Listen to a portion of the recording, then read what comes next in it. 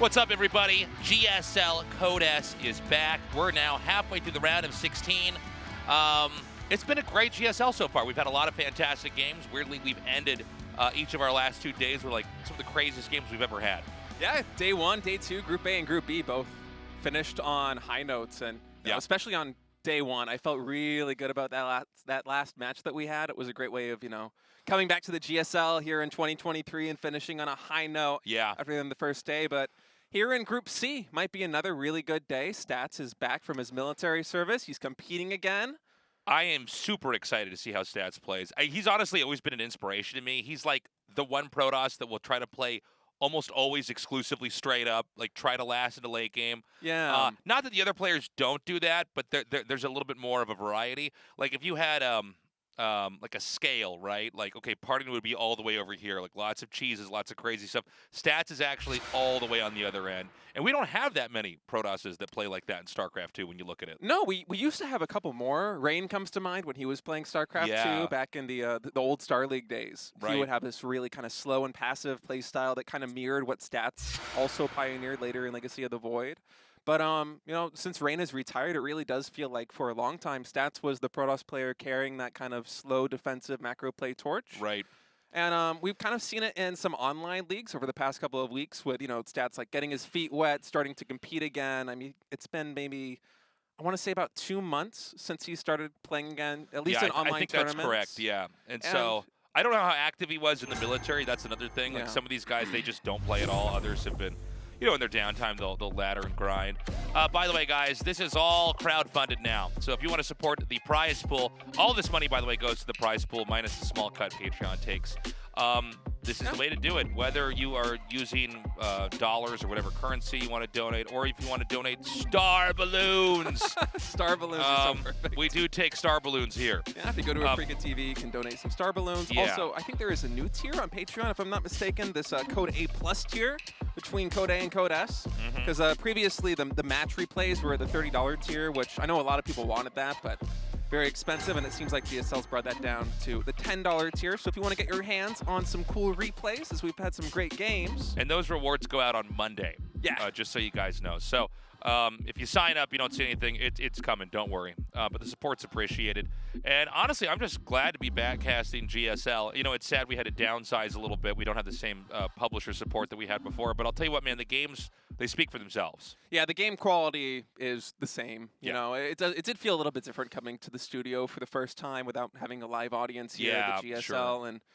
But once we got into those first couple of games there in Group A, and especially the way that we finished the day on Group A, it's just kind of reminded me. It's like, no, actually, StarCraft 2, it's just the best RTS. It's like, oh, that's why we're doing this, right? Yeah. Because these games are so good. I should also mention on the final day, we're going to have the Final Four and the finals itself all together. You can come to our studio and attend that. So if you've been wanting to come and see some live StarCraft 2, do that. It's going to be Thursday. Not next week's Thursday, but the week after that. So we'd love to have you guys come down. You could say hi to State and me. We'll be here. Anyways, here's the round of 16 so far. As you can see, we've had 3 Terrans advance. Maru, Byun, and Cure. Solar is our 1 Zerg, and we should mention that we had almost no Zergs to start this GSL. So if Dark advances, then we're only going to have 2 Zergs in the top 8. Kind of weird, but there's that's what we got. No Zerg in Group D. Solar the only Zerg so far to advance. Thus far as DRG was eliminated, but the main storyline for me has been that we don't have any Protoss yet in the next round of the GSL Code S. Yeah, it's kind of funny. I mean, I guess it's no shocker that Nightmare didn't make it, but the fact that Hero got knocked out, I think that's been basically the biggest plot twist of the round of 16. I do think we're going to have Dark advance. I think so, too. With Stats, I just have more questions than answers, honestly. I mean, we'll see where Ryung and GuMiho are at. And then Group D, which is going to be this Thursday. No Zergs in that group. No. Yeah. 2 Protoss, 2 Terran should be a lot of fun. Might be a little bit of a quicker day as well here. Yeah, TVP tends to be a little bit shorter these days in the current meta. And matchups today, game number 1 is going to be against, Dark versus Stats, and then we'll have a TVT with Ryung versus GuMiho after that. And I'm right there with you. I feel like Dark is definitely the favorite to get out of this group. No questions asked. I mean, maybe if Stats was back in his peak form as he was 3 years ago, that would be a different story. But as it is now, it almost feels like it's going to be a competition for second place. But Who knows? Yeah. Maybe we'll be surprised here. Maybe Ryung or GuMiho, they've been practicing a lot recently. Maybe they have something special to show us. Well, and Hero got knocked out, right? I mean, Yeah. I certainly, if I was a betting man, I wouldn't have predicted that, right? So, No. but yeah, Dark is always so solid, so strong. So I imagine he gets out first. But it will depend on what kind of shape Stats is in. I think a lot of today is also going to depend on how exactly GuMiho plays. He does have sort of a weird, almost fourth race approach to the game where he doesn't really play Terran like anybody else, so it's kind of hard to talk about the current meta and then try to relate it into his play. And here we have, this is Dark in his room. That's an interesting setup there by that door, isn't it? Yeah. I'm trying to make heads and tails of exactly what that is. I want to go buy him some posters to put on that wall, man. I almost feel like he must have just moved in there and he's getting stuff set up. We're starting to see. I think there's some trophies behind him. Yeah. Yeah. We do judge each room that we see here. So I mean, it is rare getting this kind of glimpse into. A lot of these players, they don't stream from home. Right. Playing StarCraft 2, it's not as popular for the Korean StarCraft scene. So it is interesting to kind of get a look at this. It looks like Stats here. This is his home. I'm having a lot of solidarity with Stats because this is where exactly in the same spot in my house or my stream setup. Oh yeah, that's true. This looks exactly like it. I have that same window to my side with a thing over it. I have a bookshelf. I can see the corner of the door. This is like this. This is the small, same. Yeah, this is that small weird corner in my house. Yeah. Yeah, well, I'm curious to see how Stats is going to do today. I have a lot of questions about exactly where he is at. Right. I've been trying to kind of catch up and tune into some of his games as he has been playing in a lot of, the crowd-funded leagues that have been taking place in Korea and some of the cups as well. But, since he's only been competing again for about 2 months, there really isn't that much to digest. So it's hard to say exactly where he is, especially because, GSL, even though we have downsides, it is still that format where you actually do have time to prepare special builds for your opponents, given the group stage format. So maybe Stats has something special cooked up. One thing I do want to harp on is his PvZ, it doesn't seem as shaky as his PvT is right now. His PvT seems very weak. He's played, I think, 8 matches online against Korean Terrans since coming back from military service, and I believe he's lost 7 of them. Right. Specifically against Korean Terrans. I don't know about the foreigner stats, but PvZ, maybe he can make an upset here against Dark. Yeah, let's see what happens here. I feel like there's like an anime vibe going on here with Dark, with the all light on one side, and I almost feel like we're getting a Batman villain origin story here. Like he's going to become Two-Face with his background here. Yeah. Lighting on just one side. Like which Dark are we going to see? Are we going to see the light Dark or the evil Dark? But yeah, this should be a fun one. Again, it's very exciting that Stas is back. He's a player I certainly missed. I really enjoyed his approach. It was always very different to kind of see what he's doing and then see all the other crazy stuff the other Protoss players are trying to do. Yeah. Where he's very much, and it's not to say he might not, I mean, he might choose, who knows, but generally he's got the best approach to like a long, stable macro game. Anyways, our game has now loaded up, guys. This is game 1 in Group C of Season 1, the GSL Code S. Let's go. DKZ Gaming, Dark. What is that in the drawing in the background? Is that an Ultralisk? It kind of looks like a Carbot Zergling or something. Oh, but maybe it's you're hard, right. Hard to tell. Almost like a Carbot Infestor. It might be.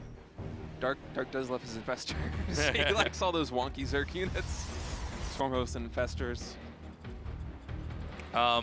So we had a probe sent out immediately, but this doesn't necessarily mean anything cheesy's coming. No, it's... Unless we have like a forge or something. No, okay, so it's just going to be a gateway coming down here. He just wants Dark to take the forward third base and have a little bit more idle time with those drones trying to transfer in. Also, potentially create some opportunities for the Adept is Dark. Kind of curious. Oh, man. I like this. Comes in with the second Overlord, able to move that to the natural expansion, sees the probe, decide that Dark has probably placed the hatchery down at the third base, and then Dark just swoops in, retakes the natural. It's nice for him. So, yeah, I mean, watching Stats, again, now that he's back, I'm most interested, like we said before the game actually started, how exactly does he approach this? Because he really does hinge his success on stability. And I got to say, I think that playing several long macro slow games as Protoss in StarCraft 2 is probably one of the hardest things to pull off at the pro GSL level. It feels like there's a lot of opportunities for your opponent to kill you. I mean, maybe Yeah, a little bit less so in PvZ, but certainly in PvT, it does feel that I way. think it has some of the same features of like Terran and Terran vs. Protoss and StarCraft 1, where there's like just a lot of moments where you're like, actually, if you get in there like right at this time, there's a lot that can go wrong. Doesn't mean that it can't be done, but there are these vulnerabilities, and I think it's even more true in StarCraft 2. But I mean, he did make it work in the past. And so I want to see, is he going to reinvent himself, or is he going to bring that kind of classic stats macro style out here? And so what Stats has been doing so far, at least in the online leagues, against both Zerg and Terran opponents, is it seems like he's trying to kind of regain his footing here in StarCraft 2, where it's a very difficult thing for Protoss to come back from a long break if you weren't playing and learn all of the different quirky builds that you can use to throw off your opponents. Instead, so it seems like Stats is just trying to come up with some kind of cookie cutter openings where he can branch out of in both these matchups. And so I imagine both in PvT and in PvZ today, we're going to see him opening very similar to the way that he's doing right now, which is adept into Stargate. In PvT, he's been favoring Phoenixes. Yeah. You okay? I just hit my painful. arm. I just hit my arm into the table. Oh, I'm okay. I'm okay. Right. Worried about you. Yeah, no, it's all right. But yeah, as I was saying, in PvZ, it feels like Stats. Mostly he's going to be opening Stargate Oracle like this into a third base, and then from there he kind of branches off in a couple different pathways that he can go. And in PvT it's kind of the same thing, but in PvT favoring Phoenix openings into a third base and then Colossus. So we'll see if he tries to reinvent himself a little bit here in the GSL Code S, considering you do have that extra time to prepare specifically for your opponents in this league format. And not to mention as well, I mean, like, there's just not a lot of Zergs here. Like, I mean, Stats is a GSL champion. There's times where he's looked like he might be the best in the world, on certain given days. But yeah, whatever he thinks is the best thing to do in this matchup, he's going to do it now because this is dark. Right. And frankly, this is the best Zerg in the tournament right now. So you get this out of the way and move on. You're good to go. Yeah, we'll see exactly where he decides to go from here. So I think it's 2 Oracles on the field right now, actually going for a 3rd Oracle. As of yet, not able to find any damage. His Stats. And Dark being quite passive here with his drone transfers too. Nothing here at this third base quite yet. Spore crawlers being made. Yeah. Nice safe play, zoning out these Oracles as well. Oracle's not even going to get close to getting anything just yet. There is a 3rd Oracle being made. That's not always common. So we do see some players stop at 1 or 2. But I would imagine he won't get more than 3. We'll see. And so that 3rd Nexus is coming up here. And so far, Stats is basically playing kind of how we expected. I mean, I'm not talking about 3 Oracles, but just getting a 3rd base, having enough Adepts that you kind of can't be killed by anything. And we've got a Nidus network coming down here. Yeah, we've got a Nidus network coming in, so Dark feeling a little bit aggressive here in game number 1 against Stats. As so far, Stats unaware of that Nidus network. Looks like he's going to try and put on some pressure here with these handful of Adepts and these 3 Oracles. But keep in mind, the Queen count, it's quite high. These Adepts, Oh my God. definitely going to cancel those. But had he gone up the ramp, he would have seen the Nidus. That's true. Yeah, so that's a really unfortunate miss there. Look, this is basically, if we were going to see Stats lose, this is probably the way to do it, is some kind of very sharp attack that's going to come in and decapitate him before the game really picks up.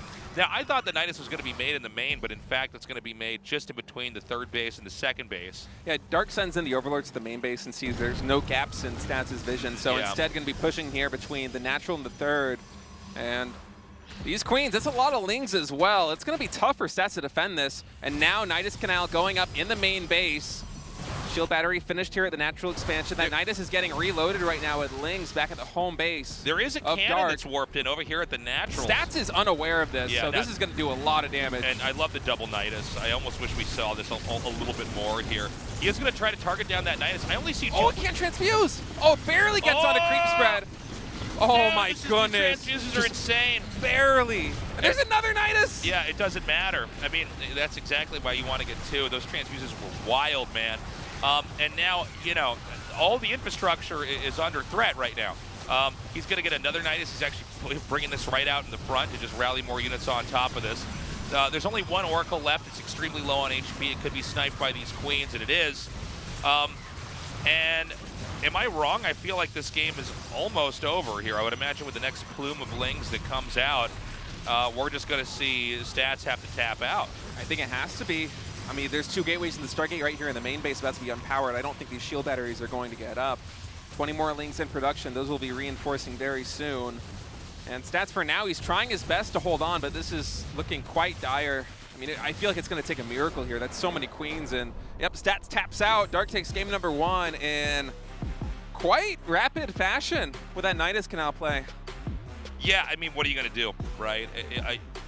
The problem when you're known for being a macro player, like this actually, you know who's probably the most famous in all of StarCraft history for this was Hydra. Was just like everybody knew that he like was really good at macro and never cheesed, so everybody's like, and the thing is, sorry, Still getting used to the faster transitions here. That's so funny. Anyways, what was I saying? You're talking right. How he's yeah, he's one of those players that everybody is not knows. known to cheese. Yeah, everybody knows he's good at macro, so it's like, well, if he always does that, there's always going to be a timing that you can do. It's why randomization in your play style is important. You want to, despite what people say about cheese or any of that stuff, you want to have a couple cheese builds ready to go so that you're unpredictable. And, I mean, I guess if Stats was going to lose in any way with his classic style, it would be a Nidus.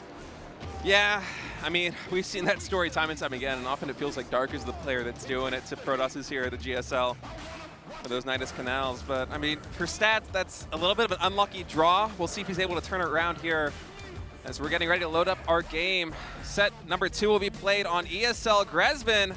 Dark versus Stats. Dark needing 1 more win to go to the winner's match. Yeah, hopefully a little bit of a longer game here, too. Yeah. The last one was a little bit too short for my liking. DKZ Gaming. Dark. What is it? What is that in the background? It might be. I think it's actually a person on a computer, kind of a pink. It does seem like there's like some Quantum emoji-looking person in front of, like in the be bottom right. It could be a drawing of Stats and his PC over here with that brown thing in the background. It's the Nidus Canal that's popping in his face, foreshadowing it. Yeah. That was the secret. That was the Easter egg. He had a strategy on a drawing on the wall.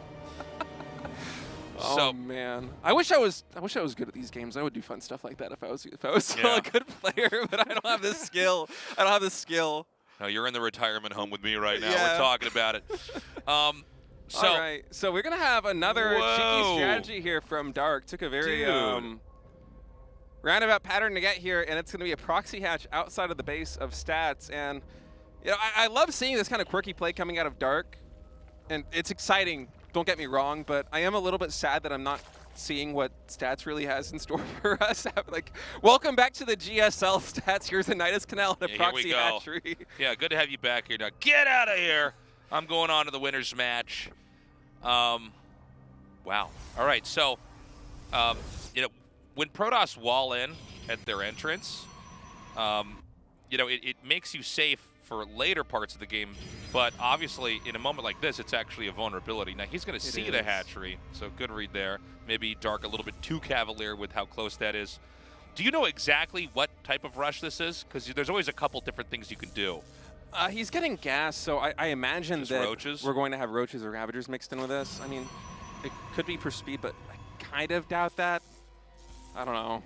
Whatever Dark cooks up, though, I'm sure it's going to be good. It's going to be potent, and I kind of like the hatchery placement, even though it is quite, as you said, cavalier, being this far forward, because, once Stats scouts all the possible expansions there for Dark, he knows that something's up, and it's going to be a Roach War in here. Speed also underway, so Dark really investing a lot into these early units. And shield battery is going to be coming up here for Stats. We'll see if he just decides to try to hold this with gateway units, if he throws down another gateway, or what exactly the play is going to be. Good block with the probe there. That's nice. So, if you can kill the hatchery, you've stopped the rush. There is 2 batteries being warped in right now. The first queen's about to hatch. We've got not enough Lings for the time being to really make a difference, especially Lings without speed are just so bad against Stalkers, it's crazy. Yeah, the problem is this hatchery is going to kick in with its production, I think, before the Stalkers are actually able to kill it. I think so. I think the most likely scenario is that Stat's going to get it to like 15% HP, and then from then Dark, his roaches are going to pop, he's going to have a Lings, and soon after that he's going to have speed, and then Stats is just going to be purely on defense. Yeah, And I think you're right about that. I mean, if he does kill the hatchery, then probably Protoss just wins the game, and this game will be even shorter than the Nidus game. The Lings are going to come forward now, and they are beginning to chip away at this one Zealot. We've got Now, Ravagers are going to be what actually allows you to win this fight, is when you can start to, artillery down anything they've got in defense. Batteries are being made. There's still 2 batteries warping in, and then 2 batteries that have some energy on them. Dark has to be very careful to not overextend. Excellent catch there with the Zealot. That's just a little bit less damage now overall. Stats is still trying to hit this hatchery. I think he's exactly not going to make it, though. yeah, seems like Dark just knows his build inside and out. And right now, he's kicking in here. His early speed is done. Able to get us around here on that Adept. It will go down despite that shield battery healing it. We have a lot of shield batteries behind this gateway wall. Really good micro back there with the Ravagers. I gotta say, Stats is controlling this really well, though. Yeah. The lean count, it is not That's it. grown at all. And Stats, he's just able to snowball enough Stalkers and just kind of dispatch that build quite quickly. It seems like Dark tried to go for a skill check here. That did not really pan out. yeah, I would be a little salty if I was Stats. I'd be like, seriously? What are we doing? Where's the respect? Yeah, where's the respect for me, man? That was there you go. I guess if you can do enough damage to the hatchery, because that's what was going to happen. The hatchery's going to get picked off, and once the hatchery's dead, I mean, Zerg literally is on one hatchery. Yeah, There's Stats nothing controlled worse. that very well. He got so much value out of it. I think it was only 1 Zealot and 1 Adept, if I'm not mistaken, that entire time. And Yeah. They bought can I enough- make a critique here? I think you Yeah. need to put the hatchery further back. that might be part If of the it. Stalkers can get out and hit that hatchery and get out that far, like if the Stalkers are going to leave, you want to really feel like you have to actually move out. I mean, if you put that like half a screen length down, Or even maybe just a couple more tiles, because that actually Yeah. is a good point. If you're able to threaten a surround on the Stalkers outside of shield battery range, then maybe you can actually make something happen there in Yeah. the Dark. But all right, well, we're going to go to Royal Blood in this rapid best of 3. Let's see who's going to take this. One of these 2 will go on to the winner's match here, the GSL Code S. feels like we're speedrunning this one. I know. DKZ Gaming. Dark.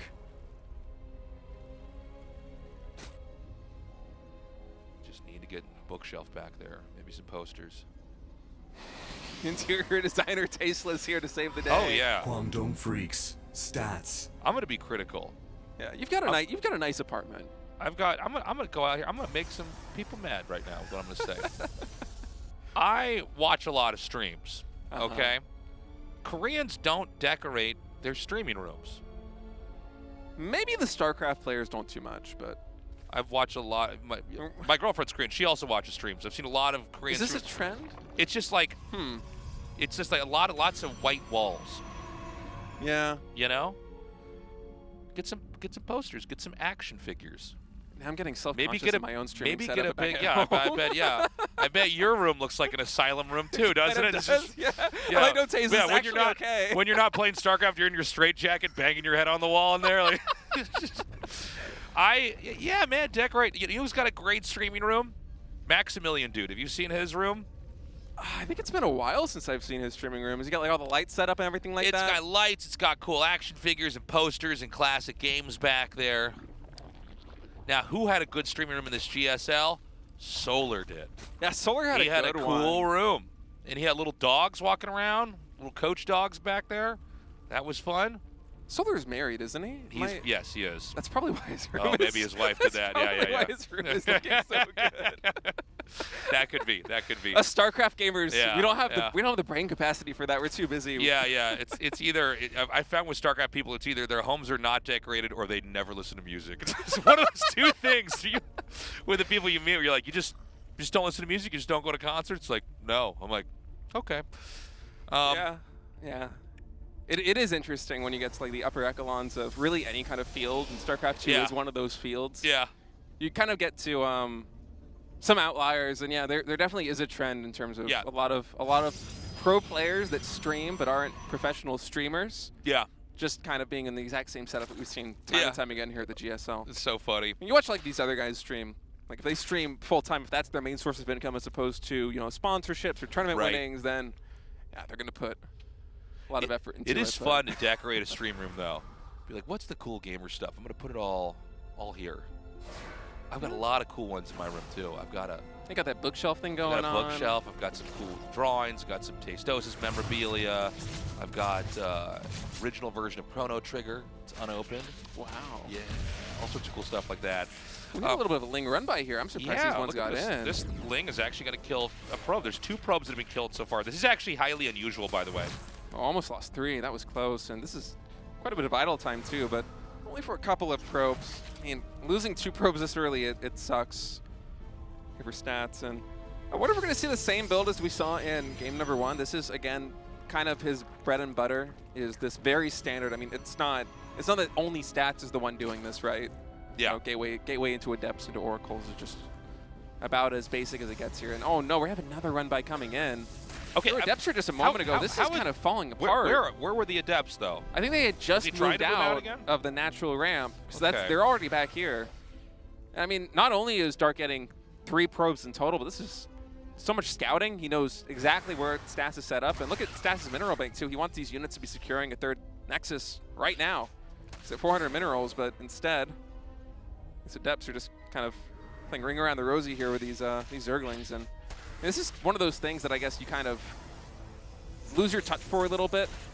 Oh god. Dude, this is almost too much. Yeah, it's the 4th probe going down. I mean, again, No, Stats, like, he's just back here, and this is his first GSL Kodos appearance. I mean, we're going to see him improve a lot over the next couple of months, I think. For sure. But, like, let's call a spade here for a second. Like, go back in all the GSL games in your memory. How often have you seen probes die like that? It caught us off guard, even the first couple of Lings coming in and getting 2 probes, and then it happens again with 2 more probes going down. It's exactly. highly unusual. And losing a couple workers early on, that is a very big deal. That does kind of curb all of your growth overall. I mean, 4 probes right now is 10% of his economy. That's a lot of units that you're missing out on potentially over the course of the next couple of minutes, as Stats going to struggle a little bit to saturate this 3rd base, and he's going to throw down a Twilight Council and a Forge now behind this. 3 Oracles once again here for Stats. I think that he hasn't really been able to get too much done of these because he's been so preoccupied with the harassment going on in his own base. But if there's been damage, it's been very minimal here from Stats. Okay, this is something he needed. He's going to trade one of these Oracles for some much-needed drone kills. Actually, no Spore Crawler here, so we're able to get a couple more. And that evens things up a little bit, but still... There's a Nidus network. Oh, there's another one! Yeah, I almost didn't even notice it. That's a good thing you caught that before we moved back to the units tab. I did not notice. I honestly would not have noticed it had he not tagged it there. So now I assume that he saw that. Every once in a while you'll have somebody who will fly over that and just kind of not identify, like think it's an Evo chamber or something like that. But I mean, you would have to imagine if you have literally about a minute and a half before that Nidus network is going to pop up, you should have enough time to react. Yeah, we have cannons and batteries. Stalkers patrolling in case it's in the main. It is, in fact, going to be outside the 3rd base here. It's going to be Ravagers and Zerglings. That Queen count right now at 6. 52 drones here for Dark as the Queens pop out. Surprised we're not having any creep timbers, but I guess Dark just really wants to keep the tempo here and continuously pressure here with these Nidus canals. And all right, here we go. Bile going to come down. That cannon will get canceled. Stalker count very low here for Stats, so not a lot of power with this Protoss army yet. I do feel. Okay. Yeah, you know what? If he kills the Robo, he probably wins the game. I don't think these probes are going to be able to get that Nidus Swarm close enough for the Stalkers to actually finish it in time. We'll see. Things popping out. No Queens here to transfuse, so Dark not really committing to that natural expansion too much there, just kind of focusing his energies over here on the 3rd base. There's only 1 shield battery here. I think Stats still is hanging on to that overcharge. Has to be very careful about when he uses it. Defense much better here in Game 3 than in Game 1. I almost feel like Stats is going to hold this. He might. I think that shield battery might have just gone down there at the 3rd. And oh, it did. Now, yeah, once you have enough Ravagers, you can blow up the shield battery, and then that's when the damage just spikes. And now, like, I remember like 10 seconds ago when I said like he might hold this. I'm looking at this. I'm like, no way, dude. It's just a powerful army. So much coming out here. Oh, the SimCity here, not ideal for Stats either. Those Stalkers actually getting blocked. And I like the idea here with the counter harassment, but the Nidus Canal, I mean, it goes both ways, right? Can reinforce as some Queens come back home to defend this. And that's only 6 drones going down. As compensation, Dark took out the 3rd base there for Stats. Stats desperately trying to remake one over at the 12 o'clock position, and you gotta kill this photon cannon, I think, man. Is there actually no path outside of that natural expansion? It kind of looks like it. It seems like it. Well, he's trying to get Blink. Oh, that's what he's waiting for, yeah. Yeah, he's trying to get that upgrade done here. The issue with the way that this is like shaped, this entrance, is that you can't actually have all your units fight. It's like this really boxy hallway. It's hard to dodge biles. Remember that, you know, even with Blink finishing, if this cybernetics core dies, you can't make Stalkers anyways. That's going to take a while to rebuild that one. Another Nidus Canal pops there at the third base, so Stats just sitting here on 2 bases for now. Oh, Immortal actually did get taken down there by a bile, so with pure Ravager here, Dark just raining down hell on Stats, and I'm liking Dark's position here a lot, man. And I only see 1 pylon, by the way, up at that natural. Oh, you might be right. Yeah. And so if he blows that 1 pylon up, I mean, I think we're done. Bank right now for Stats. He desperately wants to make Stalkers right now, but yeah, it's piling up over 1,000 minerals now. yeah, both supply block and waiting for the Cybernetics core to finish is a bummer, to be sure. Disruptor is now in production here for Stats, so there might be an opportunity for him to stabilize, but I feel like the path forward from stabilization for Stats is just a longer and more drawn-out death, as much as I hate to say it. This has been a long time without having a third base. He's suffered a lot of economic damage, only at 50 workers. Yeah. Dark has complete map control, even has creep spread on Stats' side of the map because of that Nidus Canal. Yeah, we may still be in this game, but that doesn't mean it's not over. Actually, Swarm Host coming out here for Dark, so... Oh, God. Yeah, the Swarm Hosts are probably the best way to just punish a kind of encamped, turtled Protoss, is just chip away at him over time. Especially without too many Stargate units out right now. I mean, only 2 Oracles here for Stats, and let's have that bank. All right, Disruptor Shot coming in. Actually is a pretty good one. Gets 3 Ravagers, but, I mean, this army is just so massive here for Dark, and it seems like he wants to send himself to the winner's match, Tasteless. Yeah, this is looking pretty grim. Unfortunately, it seems that Stats is probably about to go to the loser's match here in Group C of the GSL. And, yeah, there it is, in 3 very short and cheesy games. Double Nidus and a proxy hatchery. Dark gonna take the series 2-1. I'm a little sad that we didn't get to see exactly what Stats had in store for us, because I'm sure that he had a game plan that extended past getting killed at like the 8-minute mark in a lot of these games. But we're never going to see what he was going to do. Maybe we will. Maybe we'll have some crazy upset here in the winner's match, although I do still feel like Dark is probably the favorite to advance from this group. I think he's going to win. Yeah. I mean, if we're going to be honest here, he's likely going to move on. Up next, we have a TVT coming up here. It's going to be GuMiho versus Ryung. I'm curious to see exactly how GuMiho is going to play. He always has kind of a novel take on any matchup, on any map, against any player. Yeah, it does kind of feel like the 4th race, and it kind of harkens back to the period in the early StarCraft 2 days where he actually played random. That's right. Mean, he's got a lot of flavor to his Terran play for sure. Yeah. We're going to go to that break now. We'll be right back with your next match in just a little bit.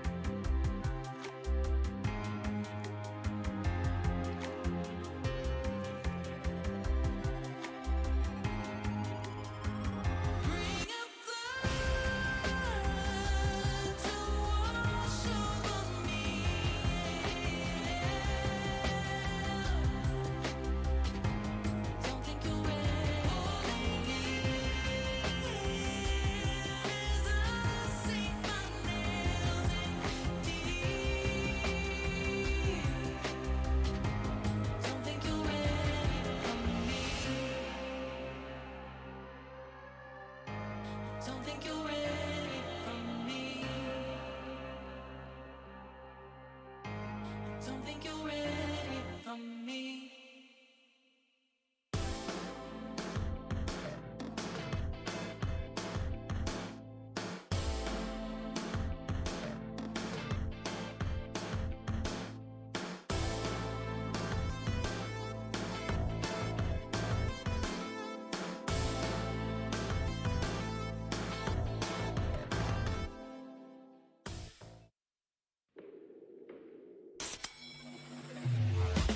I'll be coming up hot for a minute. Everybody know the drop when I'm in it. Everybody know the drop when I'm in it. I'll be coming up hot for a minute. 참해봐 새로운 걸 참해봐 짜릿한 걸 참할수록 더 새로운 날이 보여 시작해 짜릿하게 참해봐 시작해 색다르게 참해봐 매일 참해봐 새로운 날을 시작은 새로 짜릿함을 참해 매일 새로움을 참해 너도 탐세봐 탐세로 드디어 카운트다운을 시작합니다. 4, 3, 2, 1.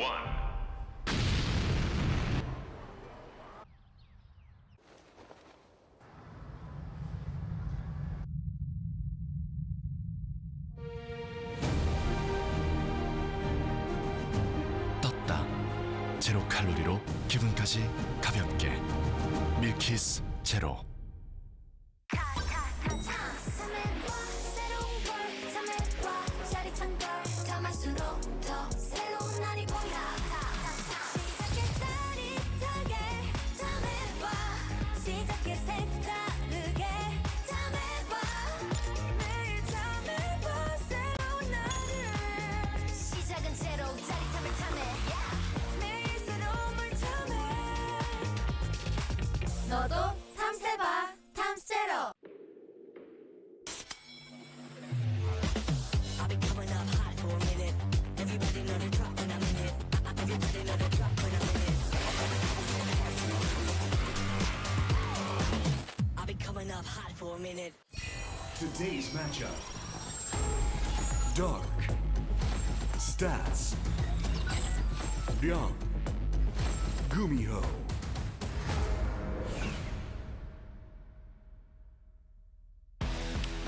Yo, yo, yo! We're back here at the GSL. We just saw a very cheesy and short PVZ. Fingers crossed we have a little bit more of a drawn-out, dramatic TVT moving forward. Yeah, we talked about this a little bit before we went on break, but I am a little sad that Dark went for 2 Nidus Canals and a proxy hatchery to defeat Stats there in a very quick first match because, you know, Stats is his first games back here at the GSL Codas. The disrespect. Yeah, talking it about did break, feel we're like- disrespectful. He's like, you don't know how to play the game, and just cheeses him out 3 times. Yeah, when Oh. that's us. It's a magic trick where we turn into 3 handsome Korean men for a second. Yeah, I imagine. I don't want to read too much into this, but I imagine that this is probably a situation where, you know, Dark has probably played against Stats on the ladder enough in the past couple of weeks to know that he isn't quite where he needs to be to hang with the yeah. likes of like one of the best Zerg players in the world right now. Yeah. Well, also, you know, the way that Stats plays, it's like he's carefully like getting all his little building blocks. It's like he's parking all of his his toy cars and lining them up perfectly. He's got like that mat that we all had as a kid. He's like parking on a little he's carpet. parking his little cars, and then Darkness comes and knocks it all over. But you know, it takes a little while to kind of get everything set up and get that macro style going. And Dark just, you know, with a stake to the heart, took it out. Yeah, it's got to be airtight to really pull off a style that Stats kind of wants to play in. So, Ryung is really ahead of the game here as far as the room play goes. he's like, I'm not going to give these guys like, an opportunity. You'll never know what my room looks like, Tasteless. I know what's going to happen here. But I'll tell you what, I don't see blurred art on those walls. And GuMiho is in a cyberpunk city. All right, this is pretty sick, actually, yeah. Yeah, look at that. Although, you might want to work out some of the chroma key on that green screen. It's a little shaky. Wait a minute. Just a little bit. Maybe he's not in a purple neon city. Maybe that's just a background. You gotta get the GSL production staff to help him out a little bit. Yeah, we got to help him out. Put him in chains like they put us in chains. That's right. Now, there's a neon sign behind him, but I don't know if we're ever going to see what it says. Yeah, I wish we could. Now, you might not believe this, but these are actually not real chains behind us. This is also a green screen that we're The at. chroma keying here, though, is top tier. Much Yes, better. yes. Much better than we're seeing here from some of our We Terran are pros players. down here, but Yeah. I like the I like what GuMiho did there. This is cool. Yeah, it would be cool to. God, can you imagine just like getting like StarCraft 2 like box art like behind you? There's like cinematics playing as your backdrop. There's while like a you're carrier and a playing. Templar flying around. It's actually not a bad It's idea. like that pylon like warping in like the Yeah, pro warping it's in the Legacy pylon of and the the Void legacy of the Void cutscene. cinematic. Yeah. Still one of the best cinematics in gaming So- history so of all cool. time. And I got emotional watching a pro warp on a pylon. Like, how does that happen? How do Yeah. you do that? And the energy around it, I'm like, oh my god, StarCraft is so cool. Yeah. All right, we're gonna go All to right. ESL Royal Blood. I just wanted GuMiho to move his head so I could see what the neon sign is behind him. Right now, it looks like he has a neon ear sticking out of his head. yeah, a He's got like little a bit. third ear. Oh, what is? Oh, I saw a little bit more. What is that? What Actually, is that? A coffee cup? I don't think it's a word. Looking at that. I don't think so. No, I guess this is going to be one of those things we have God, to we're look just- out for here in Code We're just S. never gonna know. We're just so many things in this world. We're just never gonna get to the bottom of it. This is gonna be one of them. But Tasis, you could just go and ask him. I'm gonna forget. I won't remember to do that. This is knowledge that's lost forever. All right, let's get to it. Ryung versus GuMiho. On-site gaming, Ryung. Wrong. I'm liking the goatee. It's a good look here. Yeah. I like it. I don't think he had that last time I casted his I don't games. think so. The longer hair too also seems to suit him. GuMiho. A little bit more chill, a little more cool. Yeah, I could see him wearing like a leather jacket with this. I could see him drinking a $9 coffee with that. Ooh, yeah. Yeah. Now, TVT and SC2. I actually love this matchup. It's so fun. It's a matchup where Terran itself is sort of inherently glass cannon-ish, because when you get two glass cannon armies duking it out, the player with insane reflexes always wins. By the way, GuMiho going for double gas here, as is Ryung. I think Ryung went for gas before barracks, and then later second gas. GuMiho went for racks and then gas, and then the quicker second gas. This should mostly equalize. So both players playing two gas here in TBT, and Ryung and GuMiho, two absolute OGs here at the Oh, yeah. GSL Code S. These guys played, I think, before we even called it Code S. Back Yeah, in like yeah. 2010, when it was like the GSL Open or something to that effect. Yeah, this is going to be a fun one. So Ryung, he's been with us, as is GuMiho, forever. It does seem like GuMiho is in a little bit, in general, better shape over the decade plus of StarCraft 2 that we have here. Yeah, actually did win a GSL Code S, if I'm not mistaken. I think that was 5 or 6 years ago. Yeah. And I remember when that happened, I thought to myself, I was like, oh, that's cool that GuMiho like finally got one here in like the twilight days of StarCraft 2. Like, that's so cool. Now it's like 6 years later and we're still going, you know? Yeah. It's sick. It's almost insane to think that that was like half of StarCraft 2 ago, 6 years. Yeah, RTS is kind of funny because, like, when you stick with an RTS, it just gets so much better over time and so much more unpacked. And if you don't believe me, go look at the first year of GSL and the garb that was the strategies that people used back then. Well, the balance also wasn't that great too, you know? No.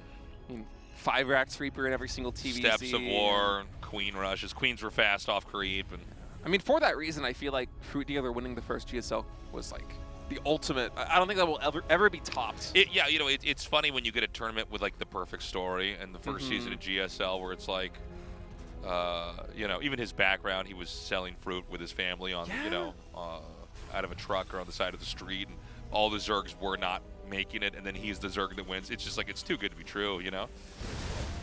All right, first little engagement coming in here. Ryung getting the better end of the trade so far. Surprised, actually, GuMiho not picking up the Hellion. Okay, finally does get it there with the Reaper, but will cost him his own Reaper. Okay. Is This is actually a little scary. yeah, some SCV's gonna get pulled here. One going down here at this natural CC, and This is about as good as it could have gone right here. I'm just a little bit surprised he actually attacked in, knowing that Hellion's going to be repaired. But getting the SCV, I mean, that's pretty good, just to slow that down. Nothing huge, but, it is a little scuffle that Ryung did come out on top of. That's a cherry on top of getting that early win. Yeah. I mean, anytime you have 3 of the same units going head-to-head and you kill 2 of theirs and you keep pretty much everything alive, you're feeling quite good there as Ryung. So Ryung off to a nice start here. We'll see exactly how these players decide to transition. Ryung now adding in a second Cyclone. I think GuMiho might be building his first, if I'm not mistaken. Oh, it's one Cyclone and a Siege Tank here for GuMiho. Now, we've had a lot of games that actually end on 2 base versus 2 base, you know. This is going to be one of the funny moments where they're both dropping each other. I think this might actually go slightly better for GuMiho because I think he gets there a few seconds earlier.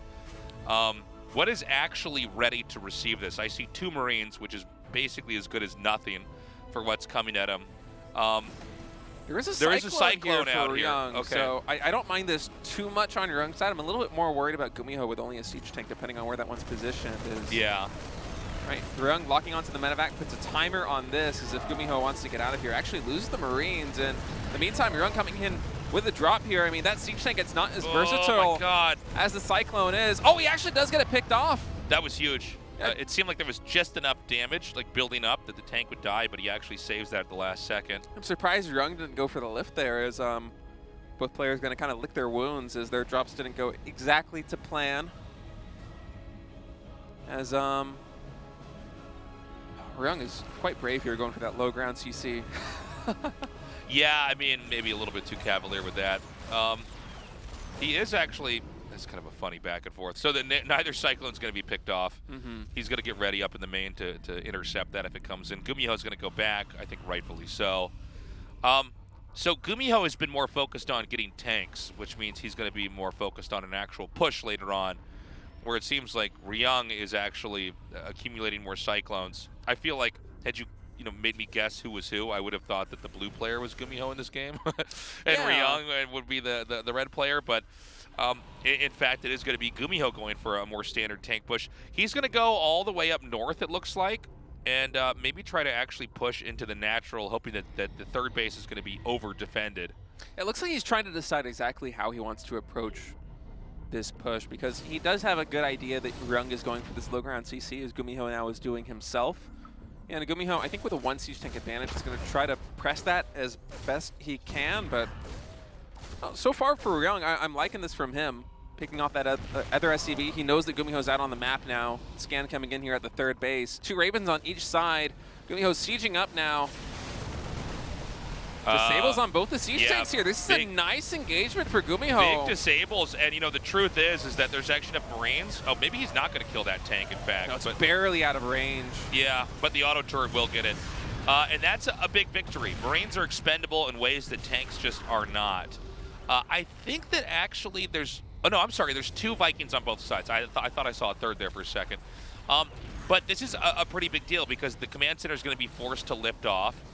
The tank count is still superior right now for GuMiho. I don't think he's actually transferred SCVs to his new base yet, so he should do that pretty soon. But, overall, I mean, this is already looking very good for GuMiho. Yeah, being able to set up a soft contain like this one is fantastic. And if he's able to maintain air superiority here, that's just going to extend the lifespan here of this push. But, we're so much closer to the rally points of Ryung that this could very much swing the other way. And I like that play there by GuMiho too. Yeah, that was actually pretty cool. And bringing those Vikings down just in case. So, I mean, Ryung is in hot water. I mean, it's undeniable. There's a possibility if we get 1 or 2 more tanks over here that, like, you just have enough where you can kind of tiptoe forward. Now, he's going to get this Liberator over here. Yeah, this is smart. Yeah, I think actually GuMiho pretty slow with a reaction, if I'm going to be brutally honest. I'm sorry, what just happened in the main? Was that a auto Raven? turret? Okay. Auto turret was dropped there by a Raven, picked up 4 SCVs. GuMiho, I think, lost 1 siege tank here. Yeah, from 5 down to 4. That Liberator, was that in range? Can you not just lock on with the Cyclone? I think it's on cooldown right now. He just tried doing that and then got denied. And all right, engagement coming in. Disable here on a lot of the Vikings for GuMiho. Even armor shredding turn. Armor shredding. We'll see that every day there on Vikings. Yeah, we've seen it all. Looks like he was switching between what was going to shoot what. It seemed Yeah, like but, for a second Ryung was going to break through all of this, and then it kind of crumbled there. Yeah, this is kind of part of the problem of making those Liberators is, yeah, he was able to clear those siege tanks, but that's time that your starport isn't producing Vikings. And the name of the game right now for GuMiho has just been to maintain air superiority because, you know, Ryung, he's not going to be able to breach that position easily unless he's able to take out the Vikings and, you know, force some kind of situation where GuMiho doesn't see the siege tanks as they're closing the distance, because obviously their range is larger than their field of vision. And you know, Ryung, he's landing that third CC. A lot of SCVs over there. Yeah. That's not the right number, man. That looked like it was a StarCraft 1 expansion with like super saturated workers over there. Oh, even gets the Vikings trying to land. This is a bad position here for Ryung. I don't know how he's going to break out of this. It looks like the game plan here for him is to try to go for a, you know, it's 3 medevacs, but it really does feel like a 2 medevac drop with how low the bio count is. Yeah. Well, I mean, the main is wide open. He's going to get turrets down here, but that won't prevent the drop from happening. He's going to scan and confirm that this is here. Yeah, there's just no way for Ryung to break that. That push outside is natural. Now, with turrets finishing, he might drop 1 medevac as he comes in. No, I guess it's going to be exactly enough time to kind of get everything out. Yeah, Ryung should still be able to fully unload here, and we'll see what damage he's able to get done. But GuMiho actually with a sizable amount of reinforcements to pull the SCVs, he knows that he can take an unfavorable trade here, and actually picking off the medevacs with even more Vikings being made. Yeah. The starport is it's working overtime, and this drop's getting cleaned up. This wasn't the wrong idea, but this also didn't work. Oh, he's going to try it again. Yeah.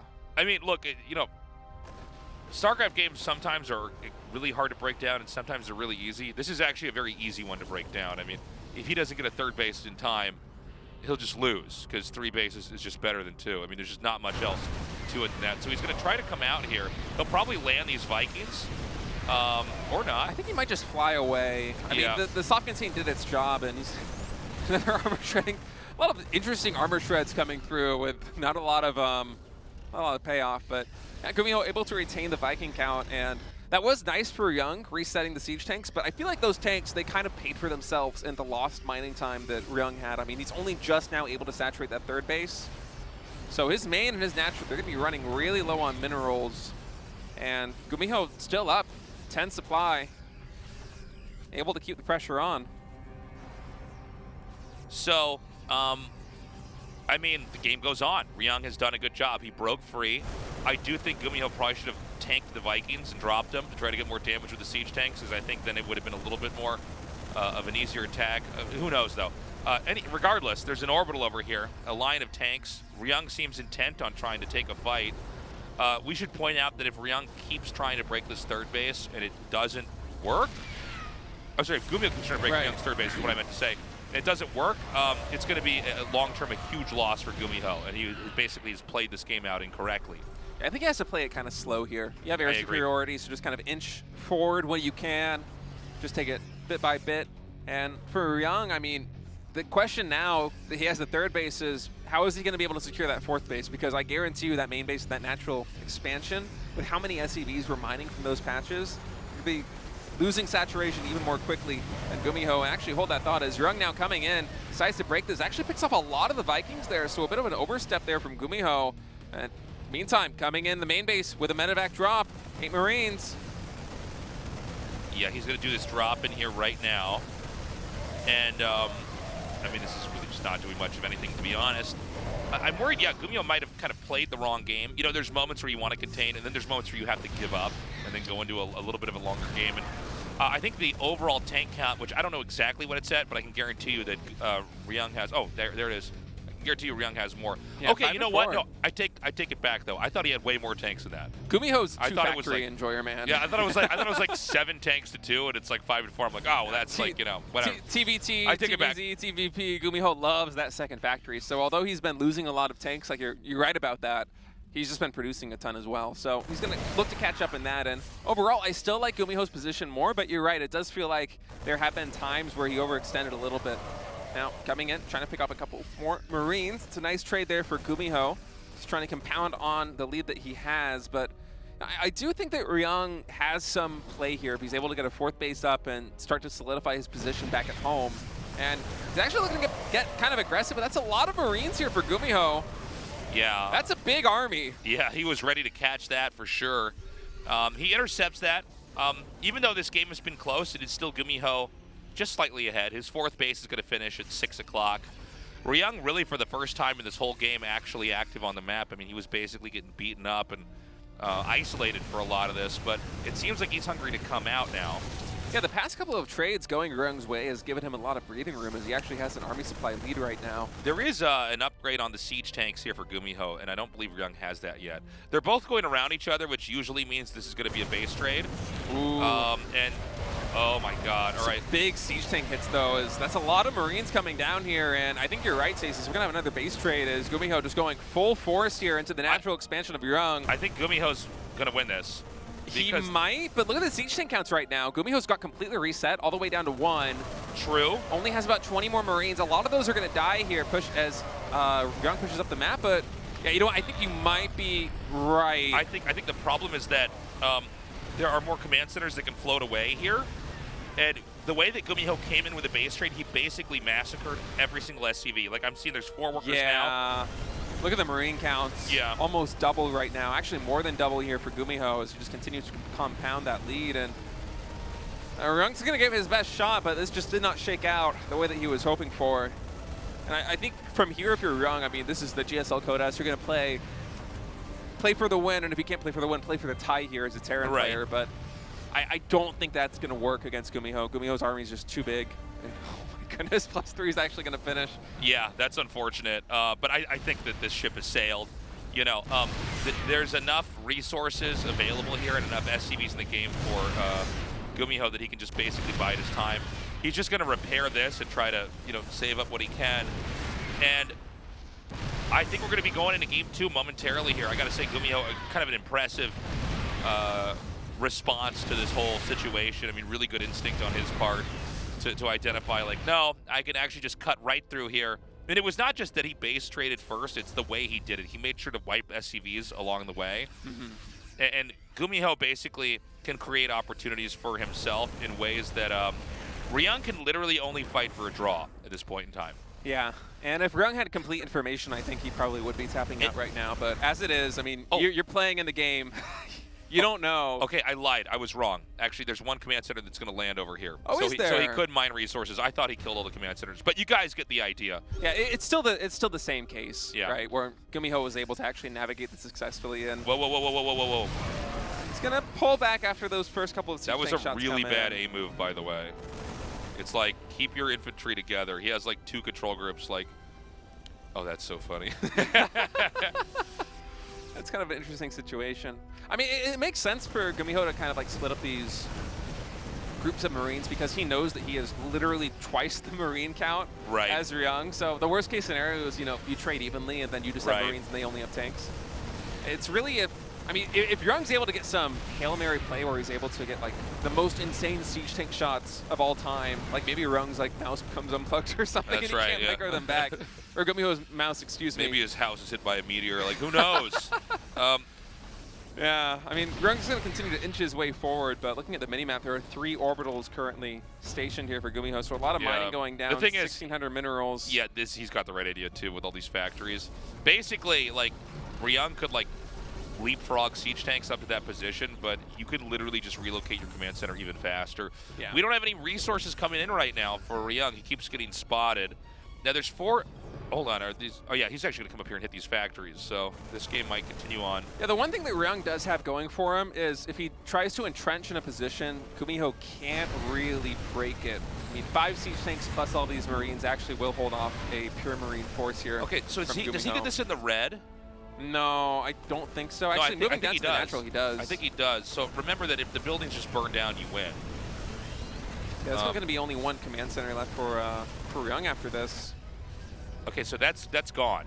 Yeah. Unless he lands that with a mule or something and repairs it. I'm surprised he hasn't lifted the command center that he has over here. And that on means the left there's only side. 1 building on the far left, right? Looks like it. Such a weird game. Yeah. So, oftentimes when we get base trades like this, it's a lot more cut and dry for the players, and they can kind of know when to call it. But I mean, I think basically GuMiho's like, all right, this game is his problem, like Ryung's problem to figure out, because like tanks, when they're not sieged up, Marines will just shred them. Yeah. If you notice, he's actually using one medevac always as a spotter to lead. So this is one of Okay, GuMiho's ooh. last 2 remaining command centers down here, and it does get taken out. So GuMiho now on 1 CC. Oh, he does have that one in the corner. Okay, thank you, observer who can't hear me pointing out that I'm wrong. Yeah, we're all having the same thoughts. But he's producing units again. You know, he's Yeah. he was for at least a moment not supply Yeah. capped. Yeah, he's supply blocked now. I gotta say, Ryung is moving around the map very well, He's pretty scary, honestly. given the circumstances. The danger is going to be, now that there's one tank out, you can't engage with that without taking damage. Obviously, there are more tanks right now. GuMiho's so smart. Yeah. Lifts the barracks so that he Yeah, doesn't so you get can caught spot. by vision. Yeah. And I guess he wants to try to sandwich this. Yeah, I think that should be winning for GuMiho. He's probably waiting for Ryung go, to try here we to go, here we go. breach. All right. Ryung coming in now, sieging forward with these tanks. A lot of them already falling, and it feels like GuMiho, with his overwhelming numbers, That's are gonna be finally it. going to call the game. GG. Yeah, and I mean, props to Ryung for playing it out. I mean, he didn't have the complete picture that we do. I mean, we have the Right. bird's eye view here. We know absolutely everything that's going on the map. So Ryung going to do his best to fight for his life, but GuMiho getting the better end of the base trade will be winning game number 1 here in this best of 3. That was a fun ending. Yeah. I like that. Yeah, I mean, like, the base trade, the instinct there from GuMiho is too good. Again, it's the way that he moved through the base. He made sure he killed off all the SCVs at the 3rd, got to the natural, killed... Actually, I think he might have... No, he did kill the SCVs at the natural, and then he just made sure he's on top of exactly all the infrastructure. And you know, it was more Marines for GuMiho, whereas Ryung had, like, Marines and tanks. But the thing is, Marines and tanks are nowhere near as fast as just a ton of Marines. And you need to be sieged in case your opponent comes in for an engagement. Otherwise, Right. you just get completely wiped. So we saw all of the buildings inside the main base get destroyed. And from there, it's like, you know, you just don't have opportunities. And that's what we saw. We saw Ryung doing actually a really good job of roaming and trying to wipe things out. But, like, Gumi had, like, you know, so many command centers. He was mining. He got buildings up. And the best that Ryung could fight for is a draw, which I think in my career I've only had one draw that I've casted in a TVT. I feel like we It went should like have... that. Oh, in a TBT. Yeah. I feel like we should have had more draws in GSL. There are often situations where Terran players can't get draws and they actually I feel like don't. you'll encounter these moments more like a ladder game, where it's like, you know, one player's not strong enough to really force a win. Anyways, guys, we're going to go to Babylon now for map 2.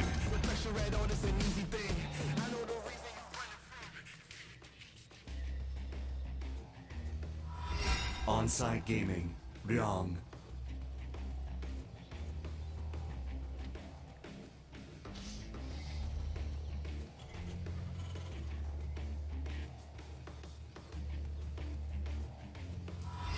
GuMiho.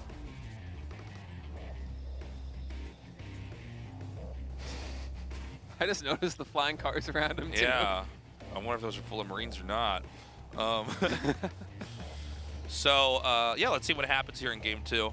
Ryung, I think, overall playing a bit of a stronger TVT. I do think he kind of overdid trying to end that on 2 bases. Ryung, you mean? I'm sorry. GuMiho. GuMiho trying to just keep Ryung on 2 bases. Yeah, he definitely had a little bit more of an advantage, and then he maybe overplayed that a bit. Yeah. And Ryung had some more play, but even then, GuMiho was still in a good position. He was able to navigate it to a victory, but I like that idea for him going for the soft contain. Yeah, let's talk about that term, actually, because it's like a really good term to know, but like a lot of people just, you know, they might not be able to explain what it is, but hard contain versus soft contain. A soft contain is like one where you don't have to commit to it. You're not investing. And a good way to tell if it's a hard contain is like there's sensor towers and turrets, bunkers, you know. It was like Vikings patrolling the edges of the map so your medevacs can't leave. Yeah, like this is a committed contain, and you're actually investing in the contain to the point where, like, and you, by the way, it's not just TVT, it's in other matchups as well. The hard contain is like, this is it.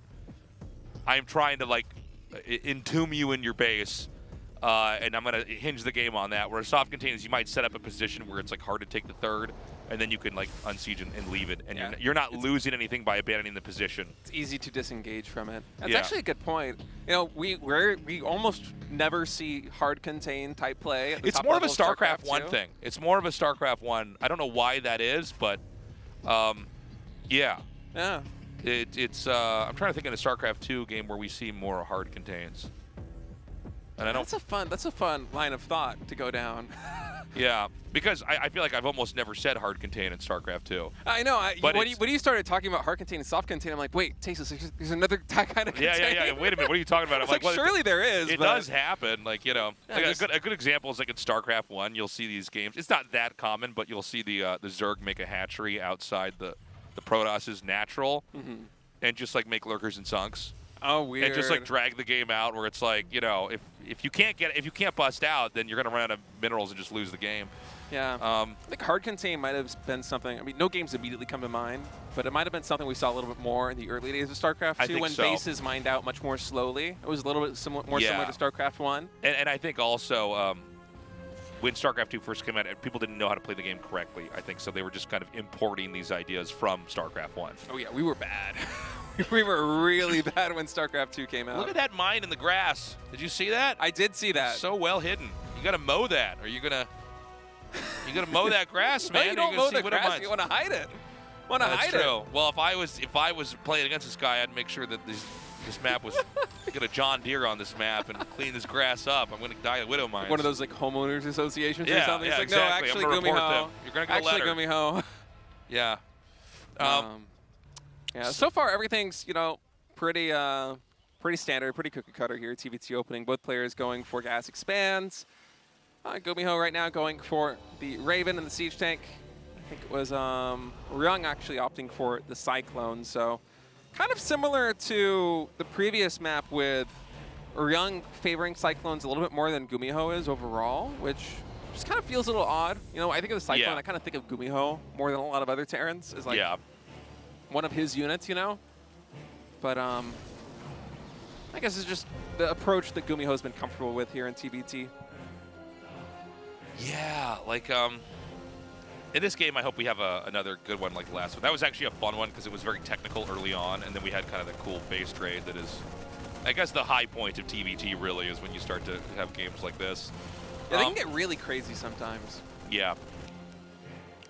So, in this game, it's we haven't really gotten to the point where anything has developed or happened yet. They're both being pretty passive. We do have Ryung a little bit more outside the map. It looks like he might be ready to try something out here. We do have that Widow Mine hidden, and I think it's actually going to intercept this Hellion right here. Yeah, nice little catch there with the Widow Mine. Trading that out for a Hellion and also getting scouting. Knows that Ryung is opting for this aggression. I think actually even the Raven got spotted there by the Reapers, so a lot of things going GuMiho's way here. He's able to zone that one out with the Marines. And then just retreat back safely. Actually 3 Ravens in total here for GuMiho. A lot of Ravens. Yeah. If I'm not mistaken, we only have the 1 here for Ryung. I think that's correct, yeah. Well, it seems like... there is the second one here. Now we're going to have Vikings come out here for GuMiho. And, nobody willing to take a third base just yet. Not that they should, but it looks like we may end up with a clash here right in the middle of the map. Yeah, might be how this one goes down. Okay, there is going to be a third base here being taken by Ryung. All right, GuMiho gets the first siege off. See the disables come in. Both sides getting disabled. Actually, Ryung, excuse me. Such a funny interaction. They both just disable tanks, and it's like, oh. Yeah, for a second, I only saw the first 2 tanks there for GuMiho, and I thought that was it, but no, Ryung's going to get the better end of this trade. Yeah, Ryung handled that very well, especially with that Cyclone. And now GuMiho is, like, backing up, but I like this for Ryung. He started his 3rd command center a little bit quicker. He's already killed off one of GuMiho's tanks. And, I mean, so far, so good. I feel like this is a much better performance from Ryung overall. Yeah, Ryung definitely off to a better start here, especially after that last engagement there in the middle of the map. And I'm curious to see what the Viking count is right now, because it seems to me so far that both players have just been pumping Vikings, and that air superiority comes so clutch here. Okay, it's 4-4. For a moment there, I thought Ryung might actually have an advantage, but in fact, we are dead even in that. GuMiho, with those 3 Ravens, might be able to leverage some disables to eke out an advantage later in the game, but we'll have to see how that happens. With the disable ability now in StarCraft 2, I mean, I say now, but it's been around for a long time. It kind of complicates things quite a bit in these TVT battles. We're going to see Ryung actually come in here, and he might be able to tear these rocks down. Oh, he actually might want to leverage the position behind the rocks, excuse me. Disabling a Raven. Yeah, the Viking fight is clearly going to be won over here by Ryung. This is actually pretty big. More Vikings are going to come up. I still think that Ryung has more firepower. Yeah, Ryung also picked off, I think, at least one siege tank there from GuMiho that was a little bit overextended. So a lot of these trades going Ryung's way is in kind of a role reversal from the previous map. It seems like Ryung is going to be the one trying to set up a contain, and GuMiho is going to do everything in his power to prevent him from sieging in range of that command center. Now, Is he going to forfeit the position? Ryung only just transferred SCVs. I want to point this out at his third base, so he was a little bit late on that. He's going to siege up over here. I don't think that GuMiho can use this base. I think GuMiho's kind of in the position that Ryung was in earlier, only maybe it's even a little bit worse. So GuMiho's going to go around. Whoa, this is kind of a crazy play here from GuMiho. This is a really weird position. Oh my And he's building God. a fourth command center behind this. These Vikings are going to get caught out here. Auto turrets. That might actually cost him the game. Trying to defend a little bit, but that's only 5 tanks? It's like 5 tanks and a Marine. Oh, and an SCV. It's an SCV, Sorry, there isn't even a not a Marine. This is a wild sequence of events. The problem is these tanks can't get back home if they get caught. Oh, no. And he's going to push up here. I didn't expect the base trade. I thought he was going to come back and like try to take this out. So this is like a really weird interaction. I'm not even sure where this game goes from here. Well, that actually went quite this well. This is better for GuMiho, I think. Yeah, that actually went in GuMiho's favor somehow. Ryung trying to push up the ramp. I guess did not expect GuMiho to have so much. And look at this battle. We have SCVs fully surrounding Vikings and siege tanks in. Well, now GuMiho's going to lose so many workers. This is like 30 SCVs plus killed. Yeah, this is kind of insane. Okay, I don't know how to cast this. I'm not sure what's happening. So he lost all those workers, but I think now GuMiho has a better army. This is like a mech game now for GuMiho. He is. Yeah. And so maybe he can actually vault across the map. He's got 10 tanks and 4 Vikings. That's his entire army. Besides that, he has SCVs. This is crazy. And yeah, he did lose a lot of SCVs, though they're going for the surround, but he was able to kill off a good part of Ryung's army. And on top of it, he does have that 4th command center now. So we'll see what he's able to make do with this.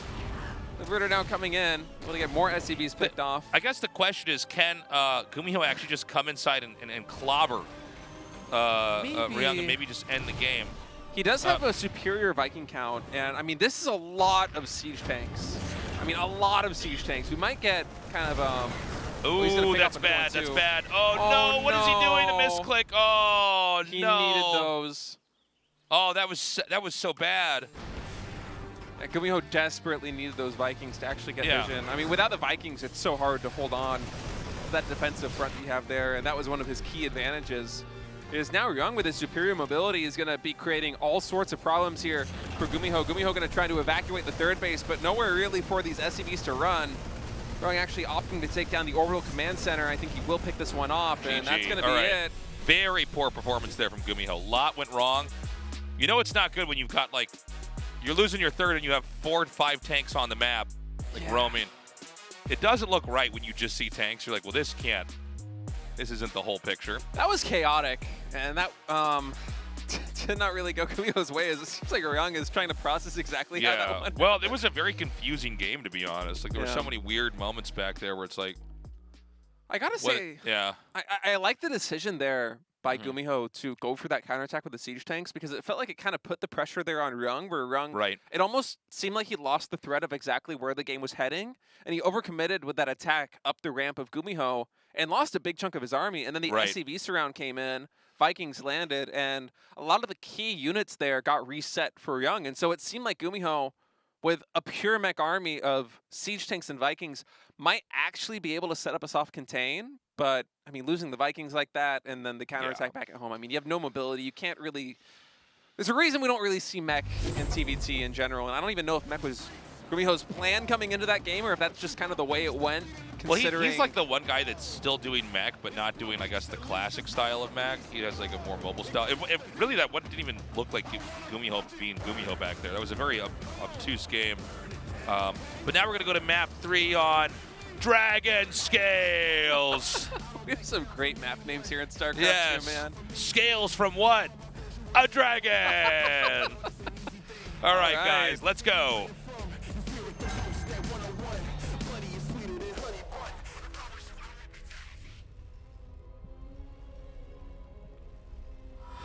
On-site gaming, Ryung. Some interesting games in this series, gotta say. Yeah. I do love TVT, but this has been pretty crazy TVT so far with these two. GuMiho. I always feel like the announcer's like going to say more. Yeah. GuMiho. GuMiho. It's like a sad robot too. Just a sad robot. Yeah. Disappointed with his performance in game We 2 had to there. tell the robot that we downsized the number of players in the tournament. He's like, oh, why was I programmed to feel pain? Like, so all right, mirrored openings again here for GuMiho and Ryung. It seems like they kind of have a similar idea generally of how the early game of TVT should look like. yeah, There hasn't been too much divergence. Occasionally we'll see one player, you know, make one Cyclone instead of one Siege Tank, or make one more Raven than the other guy, but so far it's been quite mirrored up until we really get to the army composition defining stage. You know, once that starport completes and we kind of see exactly what everyone's game plan is in terms of how they're going to apply pressure, whether they're going to go for soft contains or harassment. And it's been a fun one so far. You know, It's TVT, been good. it still feels like I've casted a good number of TVTs now, but it still feels like the matchup that's the hardest for me to wrap my head around in terms of how players are eking out advantages. Because, as you said, it's kind of like these two glass cannons going against each other, and things can get so weird in a hurry. yeah, no, things can really heat up right away.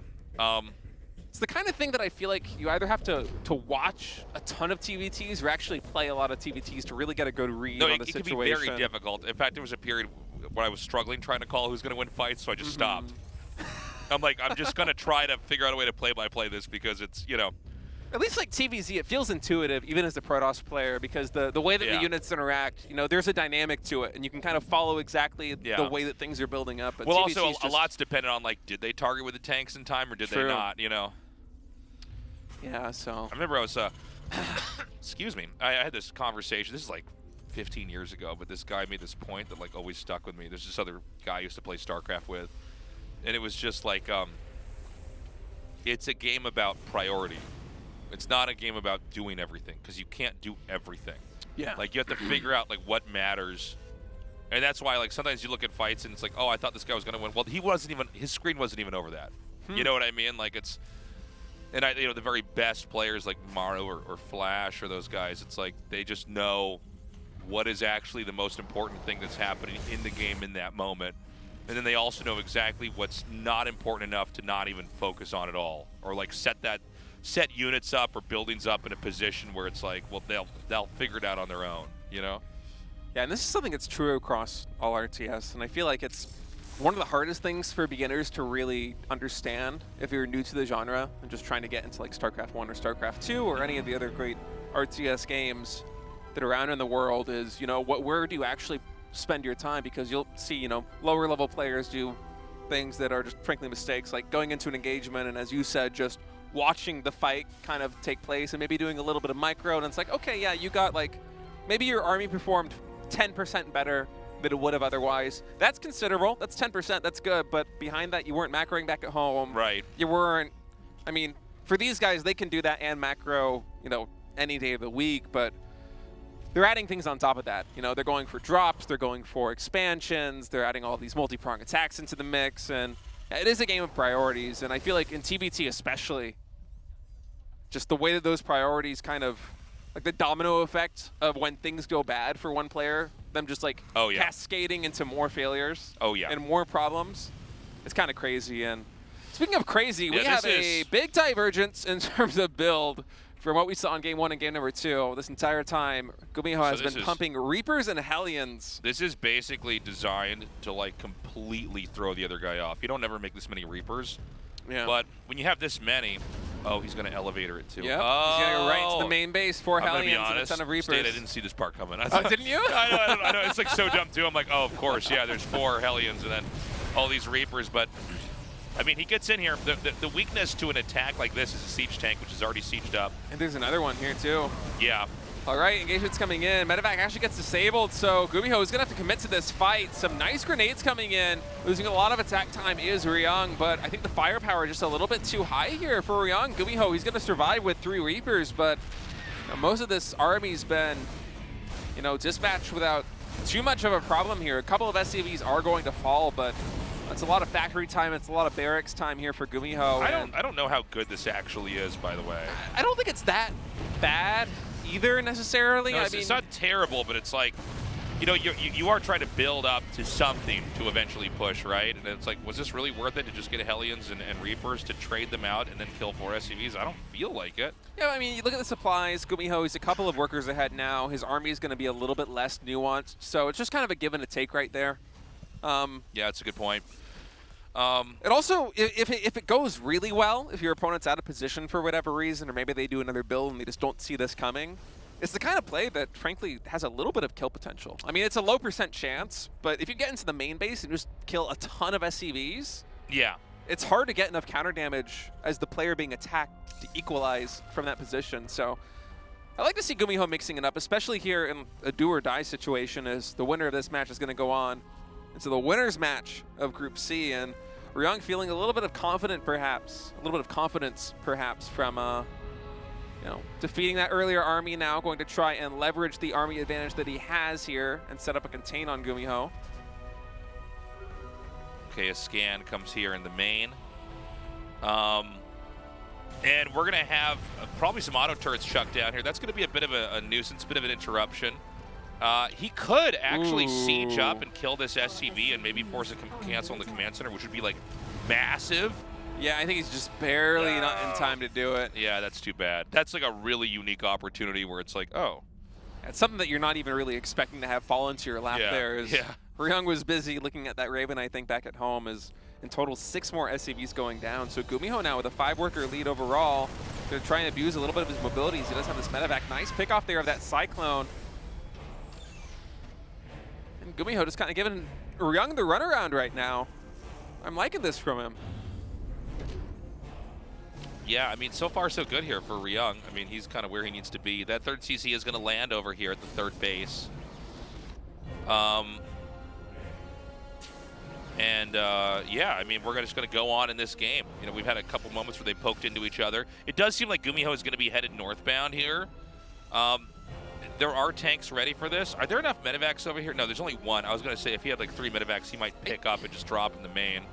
I feel like Ryung might be in some trouble. He has only 4 Marines staceless to the 21 right now Yeah. of GuMiho. If GuMiho gets a good engagement, is able to force the issue. Oh, dude, those that's disables not- are so good. Yeah.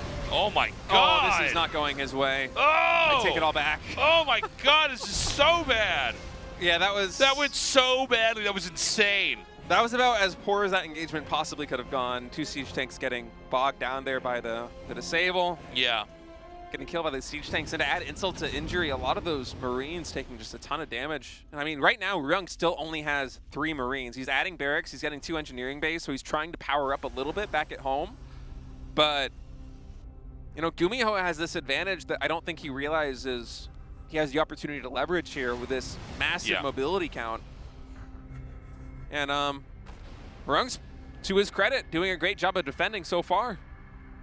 Yeah, so far so good here. I mean, if GuMiho doesn't get an opportunity to capitalize on this, that's just another that. feather in the hat here of Ryung. He might be in a better position going forward than he has the right to be. Well, 1-1's coming along. GuMiho always seems to get his 4th base up a little bit more quickly. He's certainly more active on the map. That is one way when you're not in great shape, is to kind of just be out on the map. Because, like, if they start to move out at all, you can always kind of counterattack and run in there. Kind of go for that base trade situation. Yeah, map control, it kind of feels like a resource in the way that you're often able to manifest value out of it. And GuMiho has that in spades right now with his mobility. But this army for Ryung, although it is immobile, it's pretty scary. I mean, that's 2 Ravens, a healthy number of siege tanks, a good number of Vikings as well, now even adding in some Liberators. So this army for Ryung, it's going to be a little bit more of a slow game from him, I think, is what he wants to play. And try and force the issue where GuMiho perhaps feels the need to try and pressure in and pull him apart. And Ryung's going to try and play defense to the best of his ability here. Still only 13 Marines here for Ryung, now up to 17, as those factories are pumping. We're seeing Ryung start to move out here and try to clear out any spotters. That 4th base is done. We don't have SCVs yet, but I'm sure there's going to be SCVs sent there shortly. And this has been by far the most passive game. Besides the totally bungled attack on the 3rd base from GuMiho, it's kind of slowed down. I think both players are kind of erring on the side of caution here. Yeah, this is the decider match here. It's a best of 3 tied up 1-1. Both players dropping scans. Scanning and running from each other.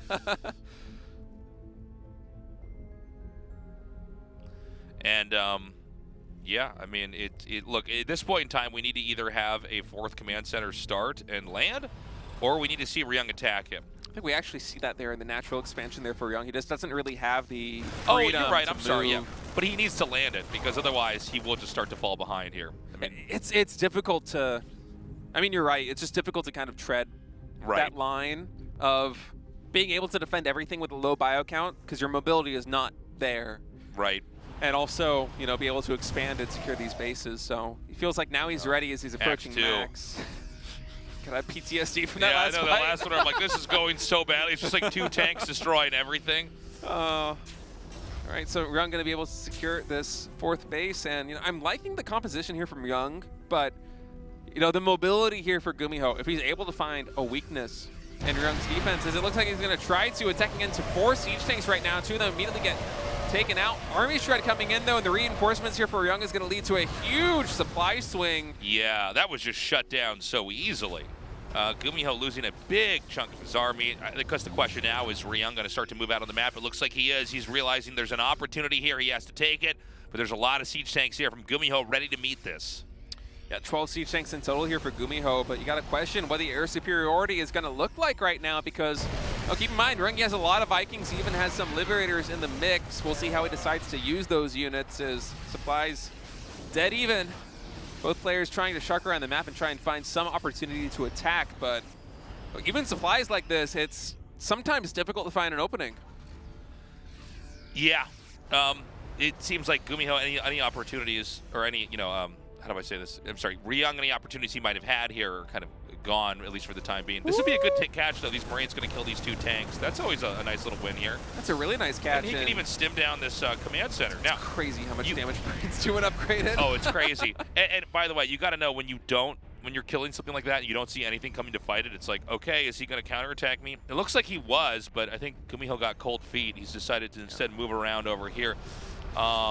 This is a lot here for GuMiho. Another big engagement coming in. Armor shredding missile coming down yet again, but there's not a lot of Marines here for Ryung, so GuMiho going to get the better end of this trade. That entire front siege tank line getting evaporated there by GuMiho as he's now going to drop on the siege tanks to clean them up. In the meantime, Ryung in the main base here of GuMiho going to try and get some counter damage in, but past couple of minutes, good trades going in GuMiho's way. He's got some Marines here. I'm a little bit worried that this might actually not be enough. I guess the positioning's not exactly ideal.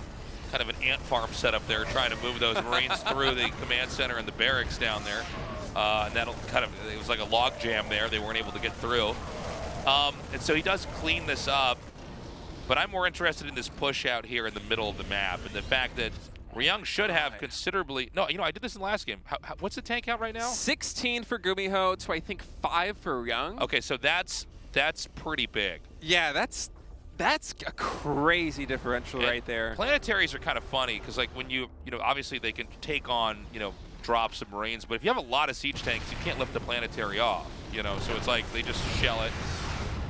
It's kind of an inconvenient structure to be mining with if they can siege up by it. He's not going to go for 12 o'clock. Instead, it looks like he's going to poke into the third base over here. Yeah, GuMiho's going to try and find an opening, and that's a nice catch there for Ryung. GuMiho with some nice star sense, though. Able to see it coming. We'll be able to trade siege tanks almost even there. Actually, in fact, I think 2 for 2, so good trade going GuMiho's way yet again, and he's going to try and find a position where he can siege this planetary, and this might be the opening. I'm not sure if Ryung's going to get here in time. I mean, there's a lot of infantry. There's, again, not a lot of tanks. So, you know, he's going to send this infantry in here. I'm worried, yeah, this is just going to get wiped before it can even really touch anything. Yeah, the siege tank count is just unbelievably high for GuMiho right now, and I think he's only just now aware of this command center coming up here in the top right as that will get taken away. And maybe Ryung might try another play here with some Raven energy usage, but it feels like he doesn't really have. Yeah, 3-3's about to be done, but this feels oh so late, right? Like, remember when there was infantry here for Ryung? Yeah. Remember that a little while ago before it all got blown up by that He does still have 50 Marines on the map. I think he's going to go for a big counterattack and just try to reinforce this position here between his natural and his third base. I but think it's not GuMiho gonna sees work. this coming. It's funny because they're both maxed out, but if you look at the mini map, you would never know it. You would think the GuMiho's like eons ahead here, Yeah. like how much of it he has everywhere. So we've got that small, sparse, not actually that small, excuse me, a lot of Marines actually coming across the map. They do blow up a command center, but it'll be very quickly be shooed away. And you know what I'm looking at on this map really is just the massive amount of command centers that are ringing the bottom and the right side of the map. Where I'm looking at Ryung, he's on 3 bases essentially. Yeah, I'm feeling like this might be GuMiho's game. Ryung right now only on 1 medevac. Is the medevac count for both these players very low? So every stim counts here. We'll see what Ryung decides to do. It feels like he's up against the ropes right now, desperately starving for another base. Back on the 3-base economy. GuMiho just going to pull back away from this position. Actually, funny, the missile turret blocking the pathing there, almost sending them into death.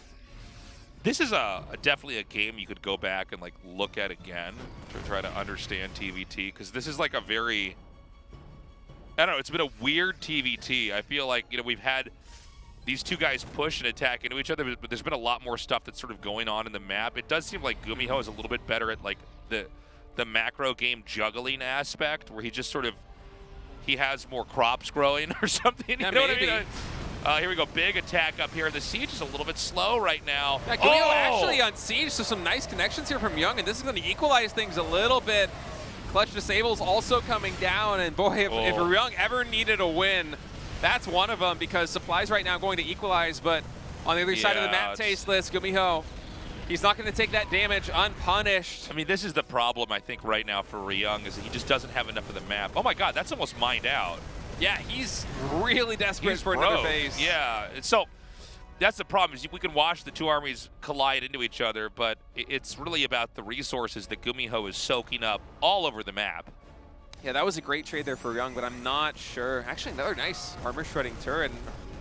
We'll see. GuMiho going to try and reinforce back at home. Actually, surprised he's going to take this fight. As reinforcements do come in. GuMiho, I feel like he just needs a little bit of timing to solidify here, but Ryung, I mean, he's just so broken. I almost feel like if he can't gain ground here, we might see him tapping out just because of how bad the income situation is back at home for him. He's lifting now the main command center here to the 4th base. Basically, I mean, the game's going on, but we got to point out, Ryung is like 1 loss in a fight from probably losing this game.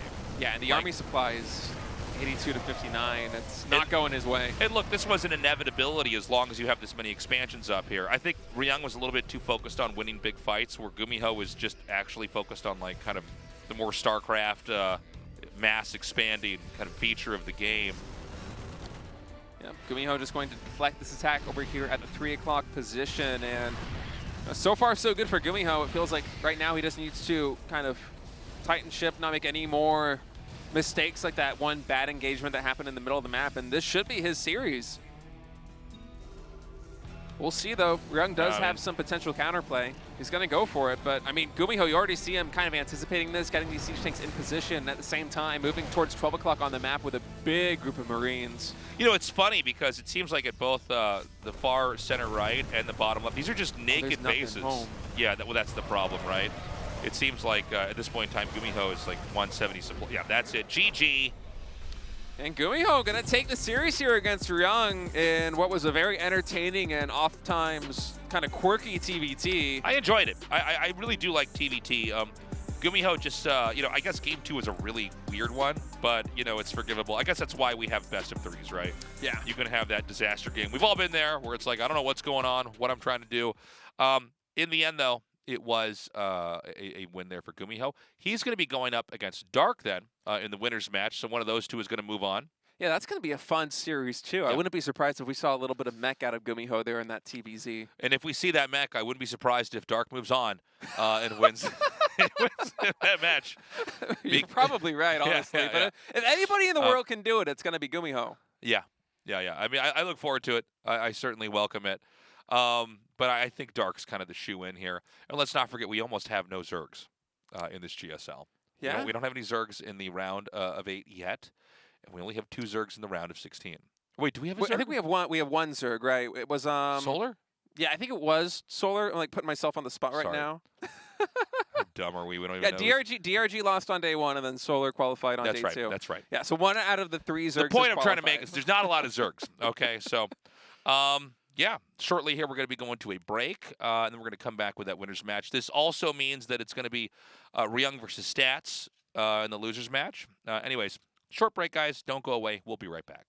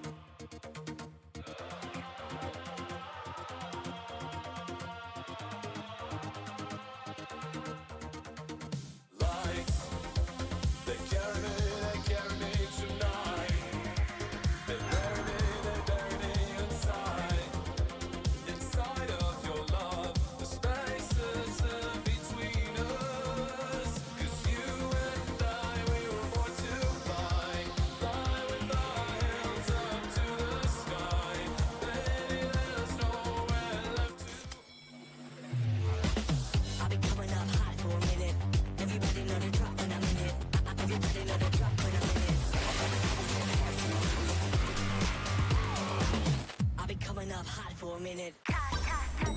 참해봐 새로운 걸 참해봐 짜릿한 걸 참할수록 더 새로운 날이 보여 시작해 짜릿하게 참해봐 시작해 색다르게 참해봐 매일 참해봐 새로운 날을 시작은 새로 짜릿함을 탐해 매일 새로움을 탐해 너도 탐세봐 탐세로 드디어 카운트다운을 시작합니다. 4, 3, 2, 1.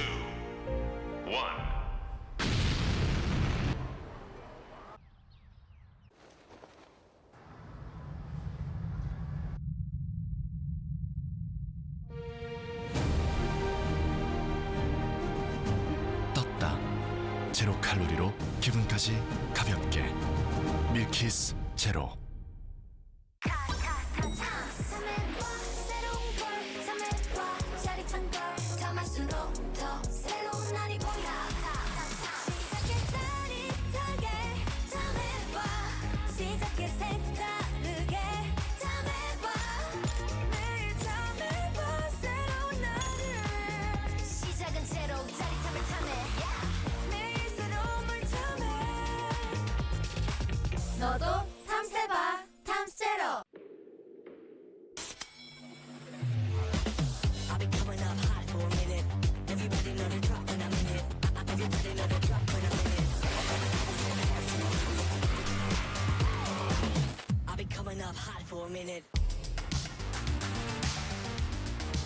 요즘 온라인 리그 하면서 한 주에 쉬는 날이 거의 없을 정도로 그냥 대회를 참여하고 있습니다. 게임은 작년이랑 똑같이 하고 있고 개인적으로 옛날부터 하고 싶었던 게 있었는데 올해부터 해줬으면 좋겠다 싶어서 조금 나눠서 게임의 비중이 한 7 정도 되면 그 분야에도 한 3 정도는 투자하고 있습니다. 저는 IM 끝나고 거의 한 일주일 정도는 쉬었는데 그 다음부터는 계속 레더도 하고 온라인 대회도 꾸준히 나갔던 것 같아요. 별 문제 일으키지 않고 군생활 잘 했는데 2번 가라면 저는 못 가겠어요. 아 진짜 몸도 많이 힘들고 좀 나이도 좀 있다 보니까 그 막 아침에 일찍 일어나는 것도 조금 힘들었고. 신영이 형이 진출한 거? 16강 오래 머무르는 사람 중에 하나다. 반갑지 않았겠네요. 아니 근데 또 예선에서 해보니까 옛날 같지가 않더라고요. 그래서 다들 제 라이벌들은 다 이제 국건 씨가 다 처리해 주셔가지고 저도 곧 처리 당할 예정이지만 희범이는 좀 압도적인 면이 있어서 충분히 뚫을 거라 생각했는데 제가 또 미안하게도 이기고 저한테 져서부터 말려서 그런지 신영이한테도 제 기량을 못 펼치지 않았나 그 부분에 대해서 책임감을 느끼고 있습니다.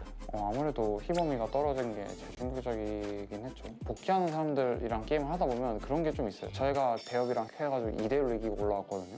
훨씬 더 긴장되는 것도 있기도 하고 오히려 이렇게 옛날처럼 심플하게 하니까 오히려 좀 까다롭네 이런 생각을 했었어요. 제가 대업이랑 하고 나서. 그래서 잘하면 뚫을 수도 있겠다 이렇게 생각했던 것 같아요. 근접이 뚫은 건 프로토스니까 그런 거다. 아, 네. 사람이 있어요. 좀 지금 프로토스 푸사기 약간 이런 프레임을 씌우는 것 같은데 저도 나름 좀 열심히 노력했습니다. 네.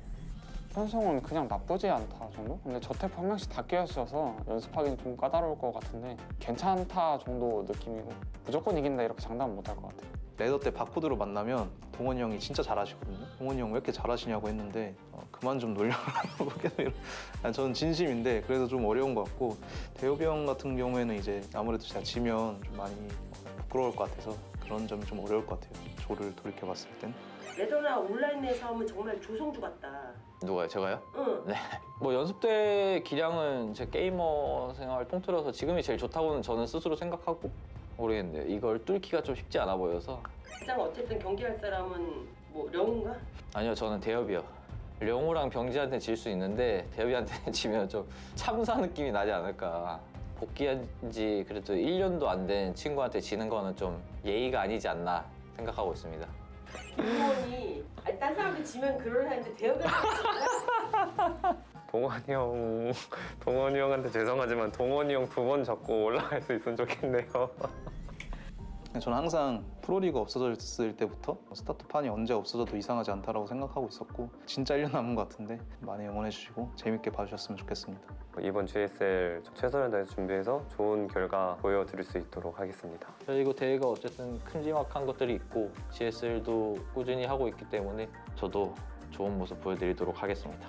GSL이 열린다는 것에 정말 감사하고 4강 올라가서 꼭 만날 수 있게끔 할 테니까 응원 많이 해주시길 바랍니다. 감사합니다. Today's matchup. Dark. Stats. Ryung. GuMiho.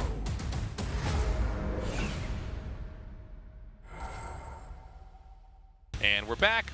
We're now ready to go on to the winners match and see who will move on to the round of 8 here in the GSL. Dark versus GuMiho. I'm calling this one for Dark. I would love to see GuMiho cause an upset and win, as he's done before in his own unique GuMiho-ish fashion. But man, you know, Dark, I mean, he might be the best player in the whole tournament, to be honest. It does kind of feel like that. It's either Dark or Mario, certainly. These guys are just perennial championship contenders here in the GSL and also around the world. So, not to mention, like, when you look at the interview with that we had before we went live, or back, you know, over here. I don't know why I can't talk right now. That's okay. But it was funny to see Dark and how he talks about stats. Yeah, I think he's like, I would be so embarrassed if I lost to stats. I'm like, in my mind, I feel like stats is so good, and I was so excited to have him back. But I guess, I mean, he would know too. I mean, he's definitely got his finger on the pulse of how good everybody is. It's just his form, I think. I mean, Stats is going to be back in full form. I would say probably within like another Codes or two. I think he needs a couple more months. I think you're probably right. I think it's the way that he plays is kind of hard to pull off. We're gonna go to Royal Blood. Oh, and what is that behind him? Is that an air purifier? Yeah. Yeah. Is that an ion cannon? Is that a PlayStation 6? Is that what they look like? All right, guys, we're ready to get into this game. Remember that in this best of 3, the winner will move on to the round of 8. The loser will go on to the final match. Dark vs. GuMiho starts now. Starts now.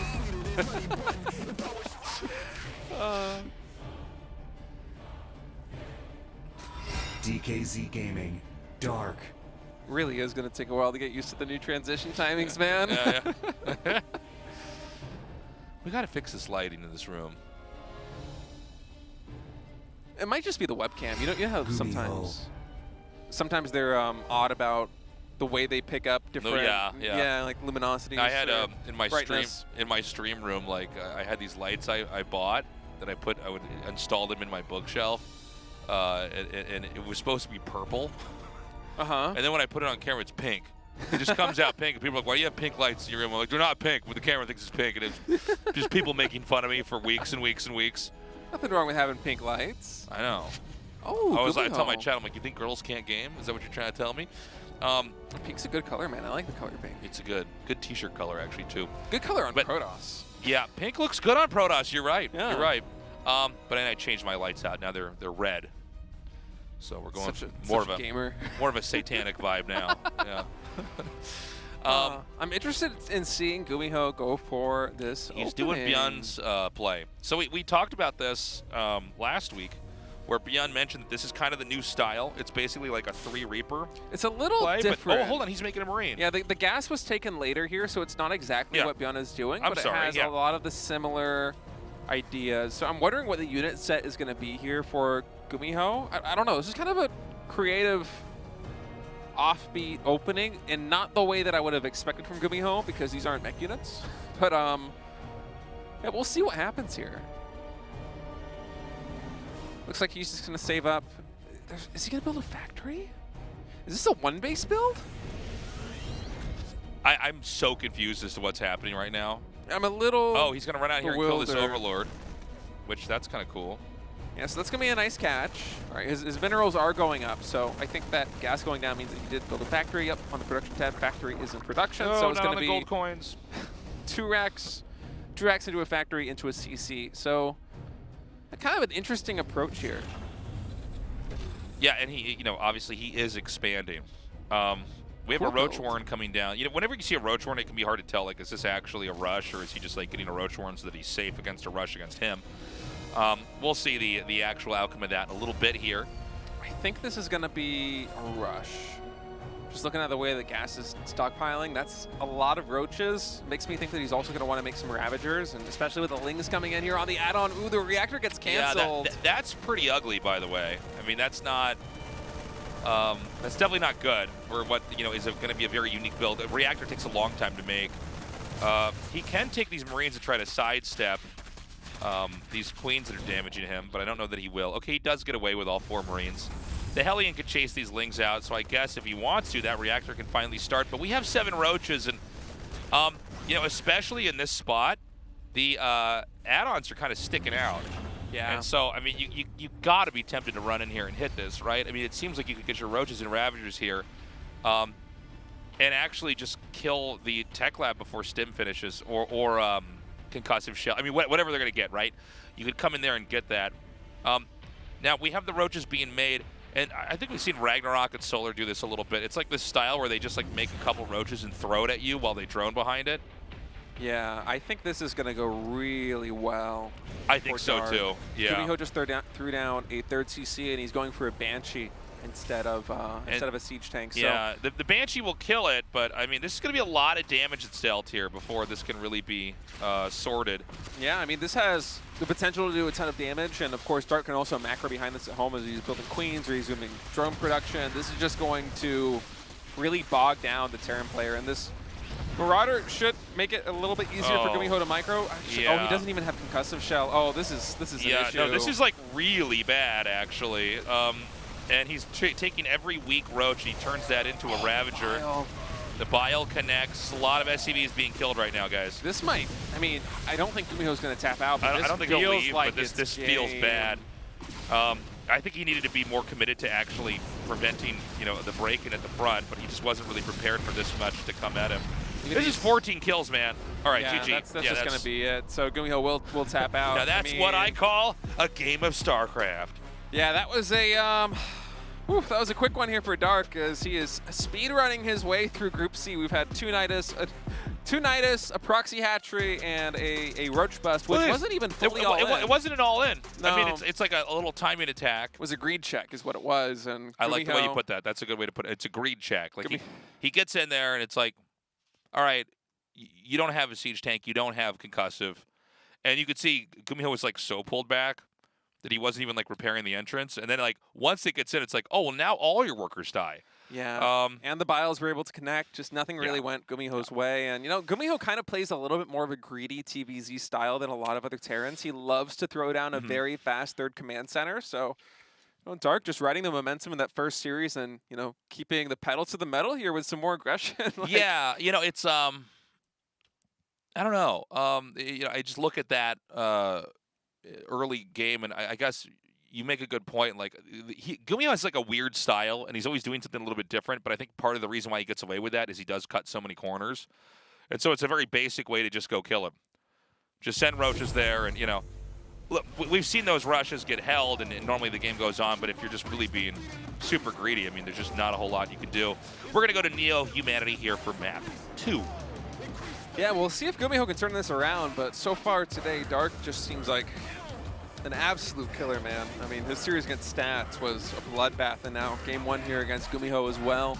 Perfect greed check, able to eliminate him with what was, frankly, you know, one of the more modest Roach rushes that we've seen here in the GSL. GuMiho just a little bit too greedy. Let's see if he dies to 7 Roaches. Let's go, game 2. Loading up, Neo Humanity. Right now, Dark looking unstoppable, unless we've got a real plot twist coming up here in our next game. DKZ Gaming, Dark. Oh, hold on. Is there an SCV moving out on the map? Yeah. Ooh, good catch. Yeah, so this is going to be GuMiho, a proxy double racks. Will we have a 3rd SCV come out? That's what I'm wondering. Both are fine. I by the way, I feel like I never see Dark die to these rushes. No, he usually doesn't. He's put the command centers pretty far back I'm sorry, command centers. He's put the barracks, excuse me, pretty far back as well. This is so far away. Which means it's not going to be spotted, but you know, the problem with that is Marines are actually surprisingly slow. It's easy in the early game, at least. It's easy to forget that because, you know, most of the time we see them stimmed and or we see Medevacs scooping them up and moving around. But when you really watch Marines move on the map, they're actually some of the slowest units in the whole game. So that travel time is pretty big. Now, this may work, in fact, because Dark just isn't going to see this. But I've seen so many games, both Dark and Rogue, where like they just get blindsided with a rush and still hold it perfectly. Oh, wow. Dark is so good, man. We're getting GuMiho like a book. Yeah, we might be going to our losers match sooner than I thought. This is the saddest feeling, like when the SCV now sees the Overlord, and you're like, oh no. Oof. Oh no, you're gonna stop my cheese. If Dark stops this, I mean, this might be one of the fastest actual single playthroughs of a GSL group in a while, considering how fast the series versus Stats was. And all right, let's see some drones getting pulled now. Actually, a lot of drones getting pulled. Is Dark right now with a 500 mineral bank is just going to be using that to produce 2 queens and 8 lings, which does not want to let a bunker get deployed here for GuMiho. So yeah, the idea is to keep as many drones alive as possible while curbing the progress of the rush. The queen is kind of the linchpin to hold everything together for the Zerg. The bunker's going to finish. Is that bunker actually in range of the hatchery? I think it is, but it looks a little bit far away, so I'm not totally sure. I think it's barely in range. Is now Dark coming in with the lings of the drones, trying to get surround on the Marines, just barely missing it. GuMiho, these are some slippery Marines, man. Firing down the Zerglings as well. Is actually GuMiho with a great start here. He might be doing this. Yeah, and the problem now is that these drones can't get back home, so he's going to use the drones to basically intercept the Marines as they come in. So he's got 11 workers, but he's realistically actually has less than that, because these are basically running interference in the middle of the map like we're seeing here. He did have to pull back because there's just enough Marines. It's probably not worthwhile to do that. And I was right. It's actually not in range. Okay, You so... were right. So this is like... oh, man, these drones, they can't get back home. They're going to have to mine the gold minerals to try and get back. Yeah. That might just be it.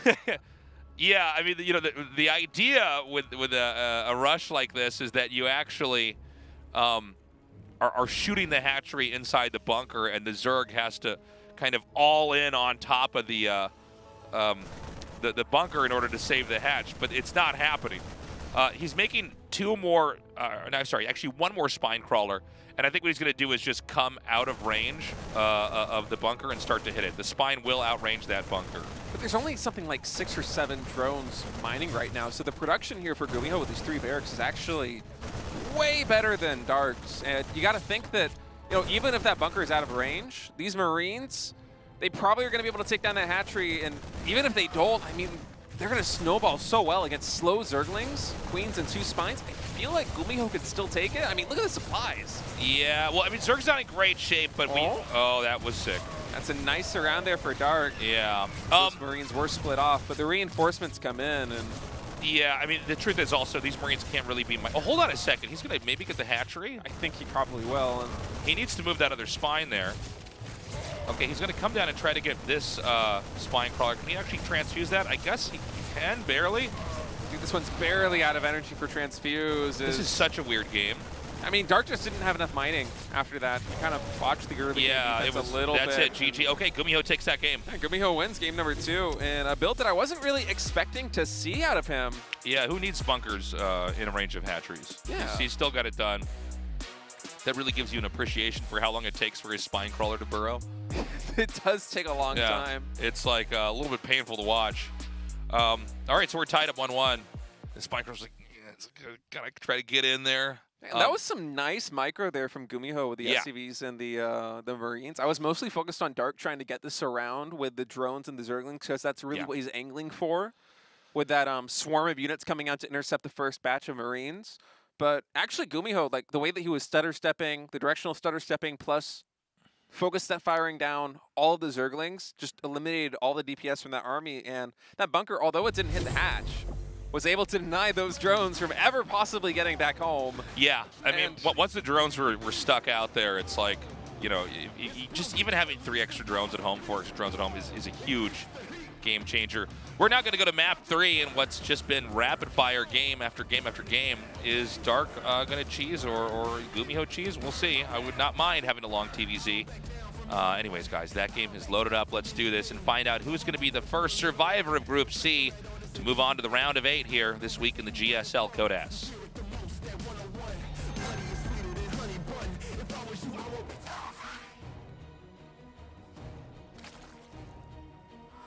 DKZ Gaming, Dark.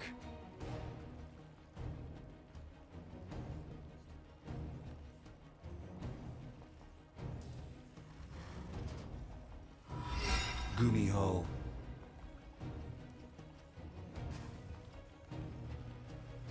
Another gasless build here for GuMiho. Yeah, let's see. Is he going to make a barracks here, or is he going to maybe go command center first? We've seen first. Yeah, it looks like it. I get it. Yeah, that's cool. This feels like almost like best of 7 game planning here in a best of 3. Yeah, like yeah, you it mix does. in like the proxy 3 racks and you go for a CC first. No, I like it. I think this makes a lot of sense. Why would you not do something like this? That's cool. I'm a big fan of this as well, and hopefully we get a little bit of a longer game here from Dark, because I somehow combined that into just one word. As you know, he's just been speedrunning here through Group C. I mean, he's 1 map away from advancing to the round of 8 here at the GSL Code S. But every single map has been over so quick. Against Stats, we had those 2 Nidus Canals and a Proxy Hatchery. Against GuMiho, I mean, the last game was over in what felt like a minute, so I'm right there with you. I would not mind for this one to go a little bit longer, but we'll see what Dark has up his sleeves, man. He's been feeling spicy today. A lot of aggression coming out from him. You know, one thing about Dark, even compared to all the other pros we have, is he's oozing with confidence. Yeah.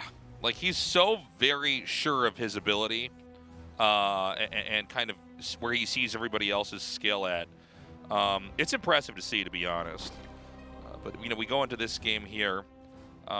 This is a build order slight advantage. You know, you go command center first, and you just, you know, the Zerg can't really punish you. Or if there's a way to punish it, we haven't seen it yet.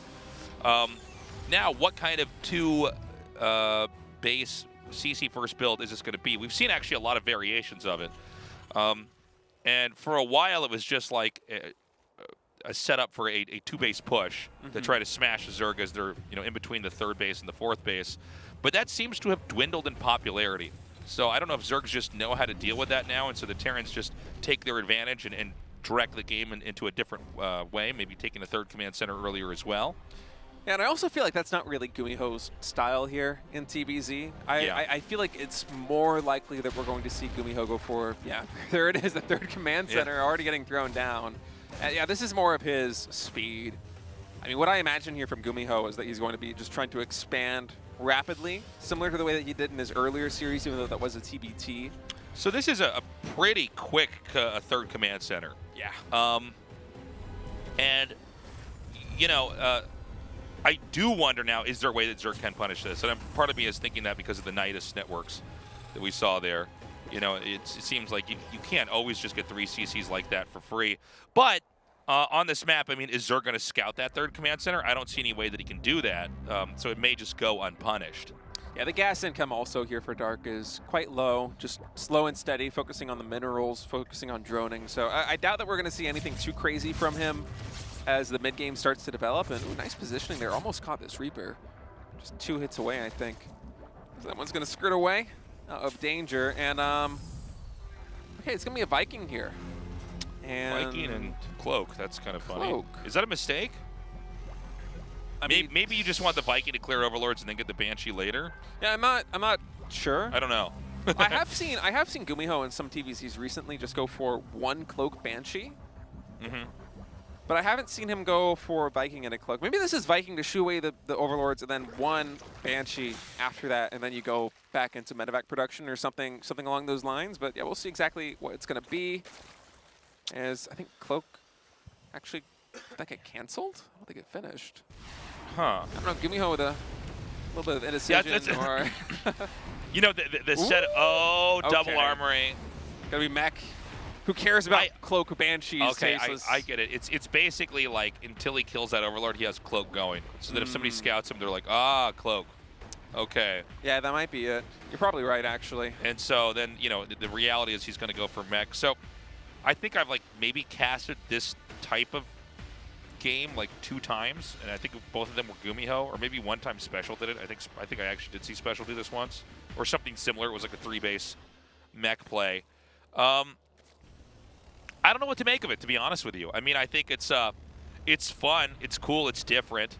My general concern is the theme of the matchup that seems to be the issue for Terrans is that eventually Zergs get too much of the map and kind of just drag the game out and force the Terran to figure out how to win from there, because the Zerg can just gobble up so many resources and keep Terran in their little small quadrant on the map. And it just seems to me like mech builds like this can lend that position to the Zerg even more easily. But remember that GuMiho does have a lot of kind of unconventional mech games. Well, I'm saying that, but he's making tanks, so maybe not. But I was going to say, we've seen these games where he gets like a bunch of Cyclones and moves out, and it's like a little bit more of an active play. I think he probably still will mix in some Cyclones. We'll see exactly how that factory setup goes. But yeah, GuMiho in a lot of his recent TVZs has been playing something more of like a battle mech style into what almost looks like a Boxar army of like Thors and battle cruisers and siege tanks and like landed Vikings and stuff like that. And I think we might see something about that speed here again. Yeah, first Cyclone in production now, so it seems like GuMiho is going to slowly begin to work his way up for that. And GuMiho, in a lot of his TVZs, even against Dark in recent games, he kind of has tried to solve the problem that you're describing of the Zerg expanding and just consuming the entire map by expanding very rapidly himself. And as I say that, throwing down a 4th command center right now is GuMiho. As, yeah, he is not shy about trying to basically Zerg on his side of the map to the best of his abilities. And kind of use a small battle mech task force in the middle to just have presence, keep the creep under control. Potentially apply a little bit of pressure to some exposed bases. But there is a Spire coming out here for Dark, so we'll see exactly how he decides to go about approaching this. I'm not sure if this is going to be a lot of mutas or if this is going to be a small amount and then transition into something like, I don't know, maybe we'll see Broodlords by like the 12-minute mark or something like that as part of Dark's road plan here. But yeah, this is kind of GuMiho's comfort zone. I mean, anytime you see GuMiho with this many factories, he is in his happy place. Yeah, you know, it's cool. I mean, he's always just not really cared what other Terrans are trying to do and kind of figured out his own way, which I really respect, because I think especially, this is especially true earlier on in the days in Korea, but you know, it'd be like a couple guys figuring everything out and then everybody's copying them, and he's just sort of managed to get his own approach, which shows that he's got a mind that kind of can figure this stuff out on his own. And yeah, I mean, this is going to be a fun one. I think it should be actually a pretty long game as well, unless we've got some surprises here. It definitely has the potential to be. These Mutalisks, if they cause too many problems here for GuMiho, might be the only thing that could imagine that would speed this one up. Is we only just now have our first Thor in production, about a third of the way done. Well, this is funny. They almost went right by each other. Yeah. I think if you're GuMiho, you actually wish that Dark would go and chase down that Banshee so that your Thor has time to finish producing. Yeah, you might be right about that. Another little attack in over here, and you know, the Cyclones are going to be able to chase the mutas away, but I think honestly this is already kind of bad. Oh, okay, the Thor comes out. Yeah, Thor's out, so GuMiho will eventually stabilize. He is going to take damage from this, but it's not going to be game-ending damage, and with the cost efficiency of these mech armies, GuMiho should have, if he's able to stabilize correctly, a lot of opportunities later in the game.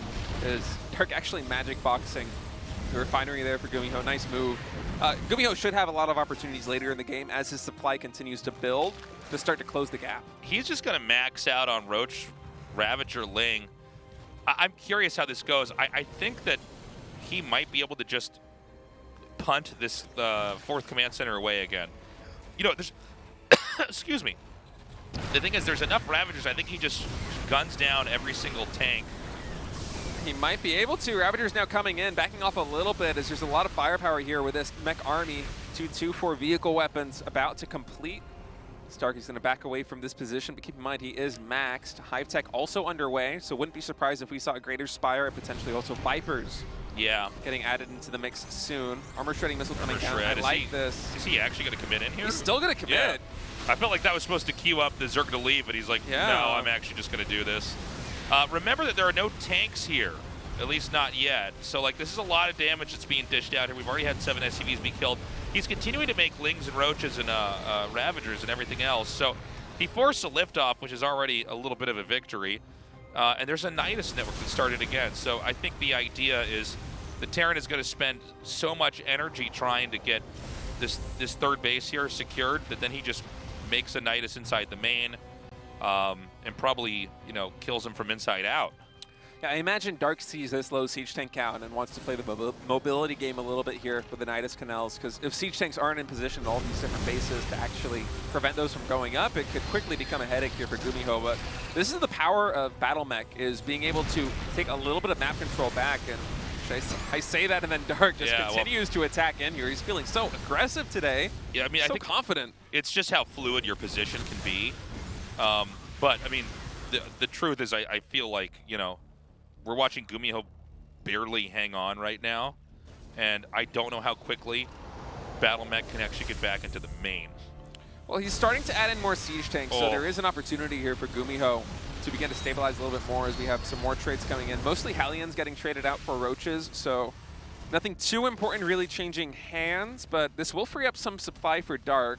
Don't have the production tab open right now, so I'm not sure exactly how he is spending that newly available supply, but Greater Spire is underway, so Broodlords will be the play here for Dark eventually. So, I mean, he made the Nidus. Do we ever have a Nidus worm pop up somewhere? I don't see it. No, not yet. I guess he has to get vision of the main if he's going to send it there. Maybe he could use those mutas. Well, could have. It's unfortunate timing for them. So this Overlord's probably going to be where the Nidus is going to be set up. Could be over here in the natural. At this point in time, Zerg is now going to start to accumulate a lot more of Vespian gas. We probably have Broodlords inbound as well. Seeing the double spires, one Greater Spire as well, coming along. Zerg is also going to continue to swallow up the rest of the map. Yeah, I would imagine we're going to have one big engagement where Dark's going to trade out a lot of these units and then remax on Broodlords. And he's already getting Infestors as well. But with Battle Mech, GuMiho going to try and apply a little bit of pressure here. Dark, quick to respond though, will be able to force those units back home.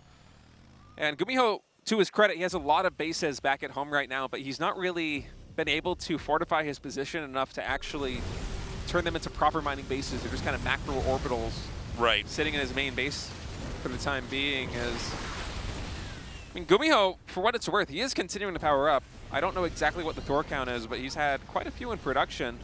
2 more being added to the mix. Should be at least 5 once they're done. So, you know, he hasn't really done anything with the Nidus. He hasn't really attacked in. Now Terran's going to try to push out. It's just hard for me to imagine a game where this is going to succeed, right? I mean, Zerg is going to run and maybe can't deal with this now, but eventually you can just start to hurl units after units after units on top of this and continue to remax. Both sides actually spiking up in both minerals and Vespian gas. All right, Car coming in from 2 different sides right now on the engagement. These siege tanks spread a little bit too thin. Some of them even unsieged, so GuMiho going to have to vacate the position, save the Thors, and we'll see Dark remax probably on something to get ready to break down this spot. There's actually more Ravagers coming in, more Biles. I was expecting him to back off and maybe more some Broods, but instead he's happy to just kind of continue to press forward here. Yeah, well, I think he's just seeing what else he can get away with and take this out. I do want to point out that GuMiho is kind of doing what he needed to do. Like, he is going to just continue to mine from his side of the map. Oh, that's going to be the play. A lot of drop overlords over here, so I imagine we're going to see a big drop in the main base, and that's when the Nidus is going to pop. Yeah, I mean, I guess that makes sense, too. I didn't expect it to be comboed together. I kind of thought it was going to be just Nidus or just drop, but yeah, that's a good point. Inside the main, there is a Thor. I think that's really more preventative for mutas. I don't know how that's going to fare against that drop itself. But, you know, GuMiho is, you know, starting to kind of consume a decent amount of the resources here on the map. We're going to have that come out now. We have the Nidus Worm actually starting outside of the base. Oh, interesting. Yeah, Nidus Canal popping. What am I watching here? This is the worst drop I've ever seen in my whole life. Yeah, this will... It's just the Thor no-scoping ling after ling after ling. Yeah, man, Thors, they pack a punch, and GuMiho is a big Thor enjoyer. I mean, he's got so many of these things. Hey, you know, I haven't seen a lot of Broodlords since they got that modest speed buff, and yeah, they're pretty quick. All right, well, Dark going to start sieging down what is the 4th base here for GuMiho, as the Thors are a little bit out of position, can't really deflect this quite yet. Yeah, now he's over on the high ground. This is, you know, one of the unfortunate features of this expansion is like you can kind of just loom over this. Oh, this is what the Nidus is for too. Yeah. Dark is so good. We're basically seeing the build up to what Dark wanted to execute over here. Now, the only base that's really viable outside of this one is the one that's just to the right, a little bit up. Yeah, that top right expansion. So we do have some doors getting dropped forward to try and pick off these Brood Lords as they do pack a wall up here. A lot of those Broods going down, and we do have Neuroparasite also coming in on the Thors. Actually, two getting possessed there, so that's going to be GuMiho losing a sizable chunk of his army as the Thors go to ham on the Thors and the Brood Lords take down. It's Thor versus Thor. Yeah. But yeah, those eventually fall, and you know, Dark is just going to continue to accumulate more and more. Remember that these mech units don't build quickly. Certainly not as quick as these Zerg units. So at the end of the day, it's like, you know, how long is it going to take to refresh all these Thors and get it back in here? It's going to be a while. In the meanwhile, there's going to be a lot more Roaches and Ravagers coming.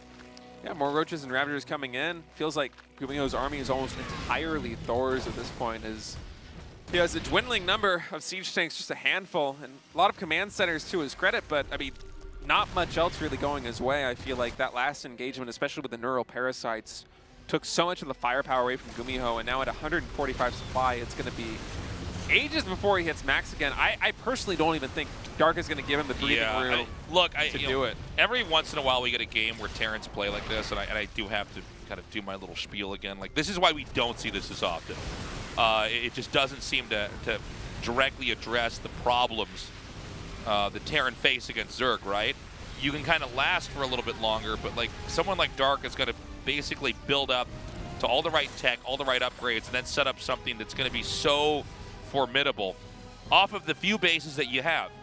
Dark's bases are being untouched this whole game, essentially. Right. And you know, it's this whole, it's like this weird way to play where it's like you're just trying to not die. Almost like one of those weird campaign levels where it's like survive for 30 minutes against the Zerg. Yeah, that is what it feels like right now for GuMiho. And it's like, it's just not happening, you know? Like, where in the world is when in the world would the Zerg come out, I'm sorry, the Terran come out and like push and win? Like, probably never, right? And so that's what we're seeing here. It's just, this is just not a great way. Hey, look, the moment that you know, Terran tries to fortify that spot, then there's another opening somewhere else. So I don't know when GG is going to be called. I think we might be in here for a little bit longer, but I mean, this game is very close to ending here. Another location is going to be picked off. GuMiho down to 39 workers as well. Barely repairs that in time. And the army supply here for Dark isn't too formidable. Formidable. Can't use that word. Formidable. Like a rowboat, just like rolling my bees.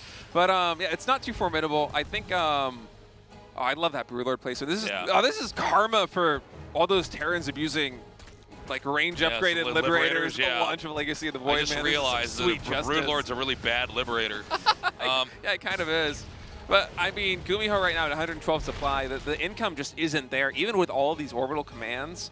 And these relatively fresh bases, the income, it's just not enough for him to start to close the supply gap. And, I mean, these mules, if they get cleaned up here at the fourth base for GuMiho, this idle time is just massive. Yeah. Those are minerals just down the drain, and Dark knows it.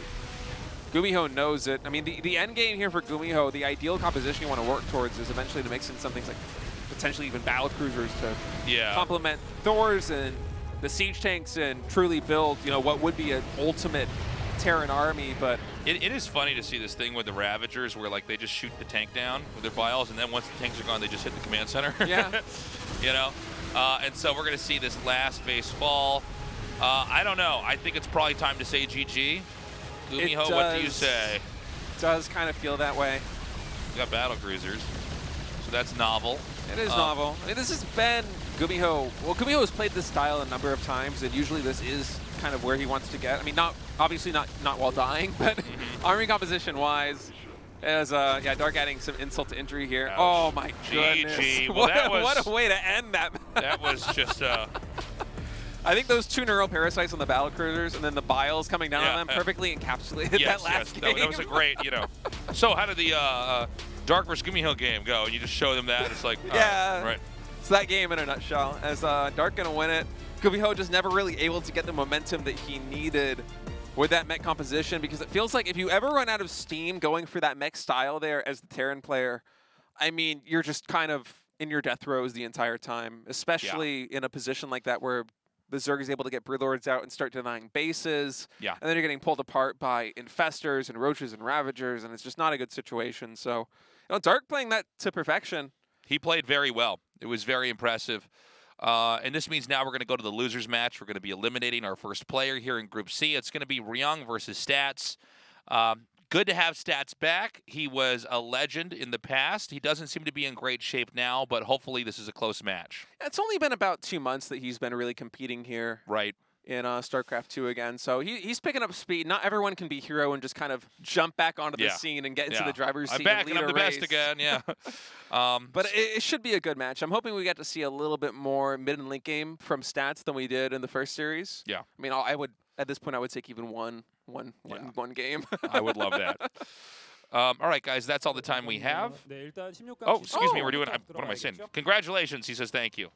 How do you feel now? Today was much tougher than I expected. Personally, I got more nervous when I played the online matches than offline matches, weirdly. Seems like you were pretty pissed after you lost that. They lost that game to that proxy 3-Rax. Yesterday I participated in an online match, and there were a lot of mind games going on then. Seems like the same thing happened here in the GSL as well. I didn't really think that. I didn't think I was going to re-experience what happened yesterday again today. So once I saw that it was a proxy rat, I was super upset. I wasn't even focused on the winning ceremony at that moment. Anyways, I collected my thoughts. I regained my composure and pulled through. In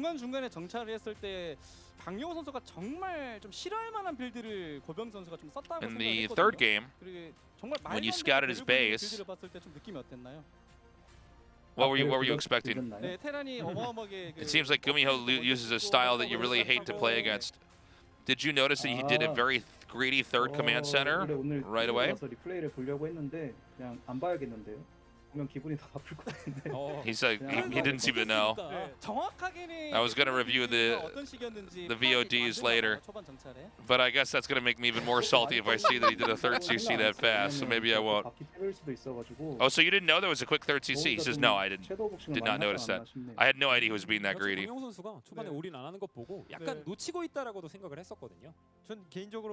I guess I was just wrong. I had a bad read on his build. So let's talk about the match against Stats. You were very aggressive. Was it because you prepared to play like that? Was that your specific, was that the idea at play here? So I've been spying on his stream and studying his playstyle quite a bit, actually.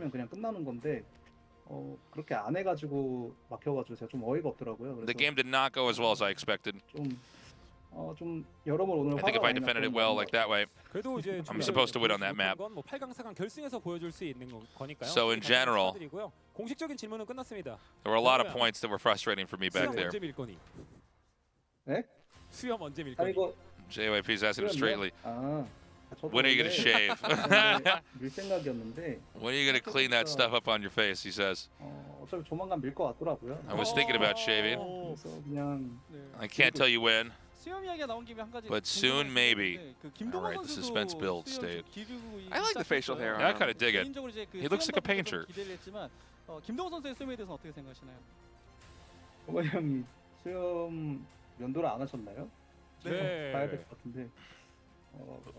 Who's?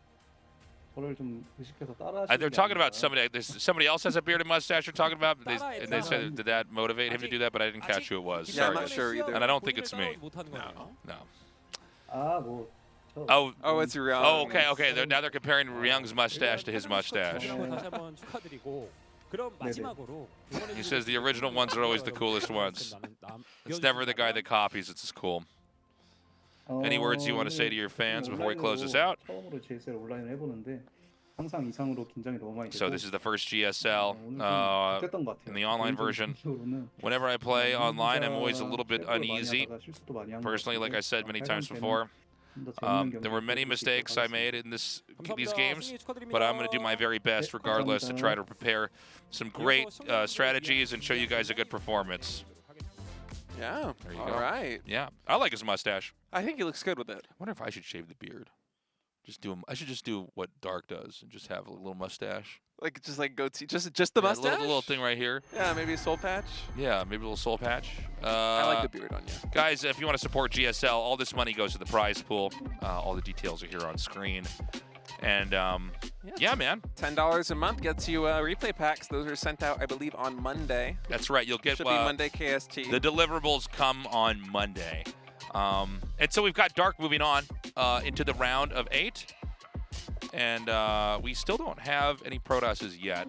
No, I'm but really I feel sad. like, yeah, it's actually kind of weird because we started out with not that many Zergs, but now it's like, oh, is this actually going to be the Protosses that get boned here? I don't remember exactly how many Protosses we had at the start of the tournament, but it's not that many. I think the only group that has 2 is in Group D, so we have like, what, 5 Protoss and 3 Zerg? I think so. Yeah. Guys, we're going to go to a break. When we come back, the losers match. You don't want to miss it. We'll be right back. With me, put your hand in mine.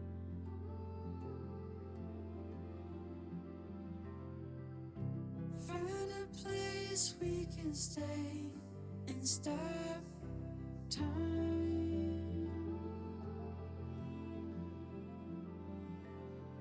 so I can love you more as the years go by.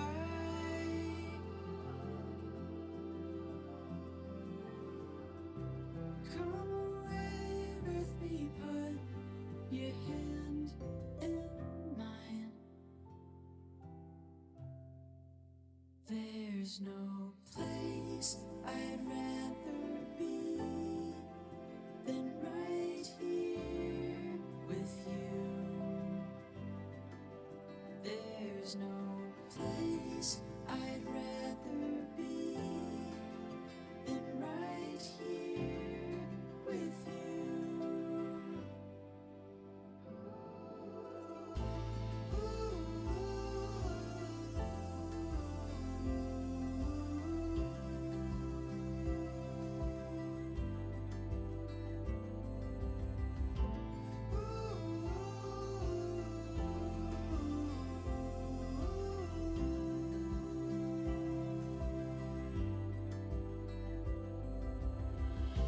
Run away, let it fall, the call of fear.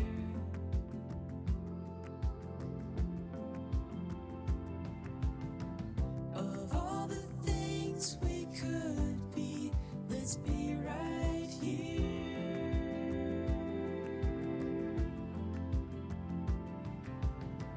The little thoughts get caught, linger in your ear.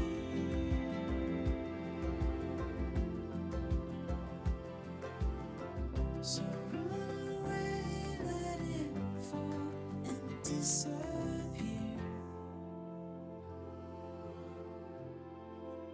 There's no place I'd rather be than right here with you.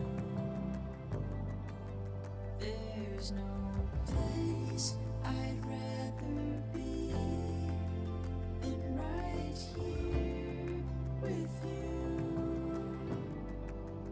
There's no place I'd rather be than right here. I've been coming up hot for a minute. Everybody know the drop when I'm in it. Everybody know the drop when I'm in it. I've been coming up hot for a minute. 참해봐 새로운 걸 참해봐 짜릿한 걸 참할수록 더 새로운 날이 보여 시작해 짜릿하게 참해봐 시작해 색다르게 참해봐 매일 참해봐 새로운 날을 시작은 새로 짜릿함을 참해 매일 새로움을 참해 너도 탐세봐 탐세로 드디어 카운트다운을 시작합니다. 4, 3, 2, 1.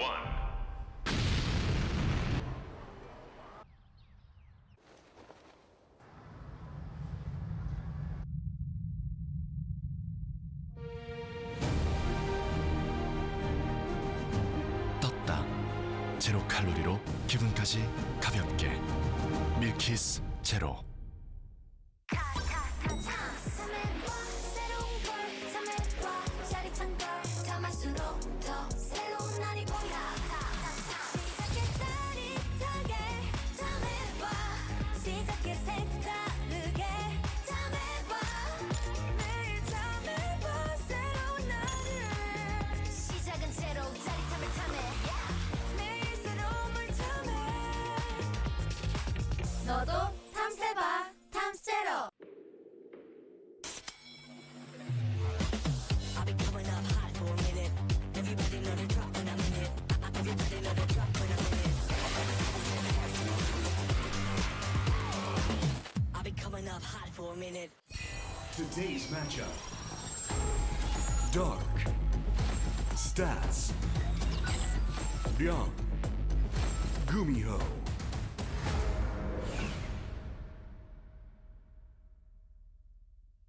Welcome back to the GSL Code S. We're ready to go now into the losers match here. One of these two players is going to be eliminated. I had high hopes for Stats when we started today. I thought he was good. You know, we're two Protoss players. We're like, yeah, let's see what he can do. You know, Stats historically was, and hopefully one day still is, will be kind of the best macro Protoss there is. Like, if there's a guy that could show you how to like survive on 3 bases and eventually 4 and then win with a push that has every unit that the race has, he's the guy. But when he played against Dark, Dark beat him twice with Nidus Network.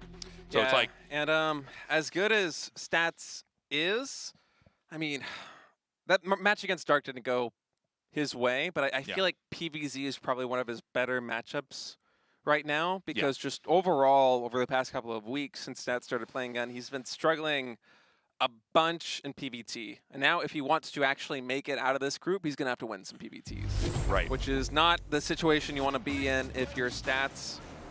Again, we talked about this at the intro of the show, but overall over the past couple of weeks, 1-7 in matches against Korean Terrans since returning to StarCraft 2 competitive play. Yeah.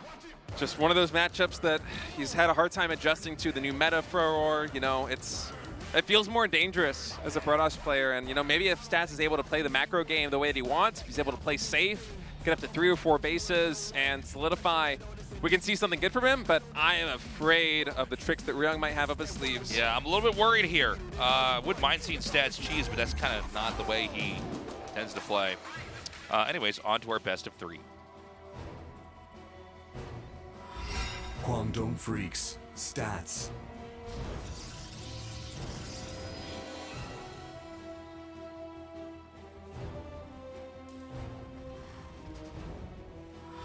On-site gaming.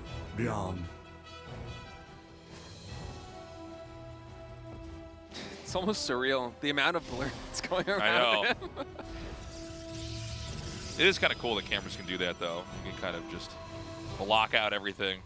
Especially if you're like, you know, your computer's like in the living room or like, you know, near the kitchen where there's like your family members are in the background. You know, your house is messy. You don't want to like, you know, have to just have everything nice and tidied up. It's just weird though. Like it's so blurry and it's so white. I feel like he's like coming out of like heaven or something. Like, he's like some angel sent to Earth to destroy Protoss players in the GSL. Make Stats which he would never return. Yeah.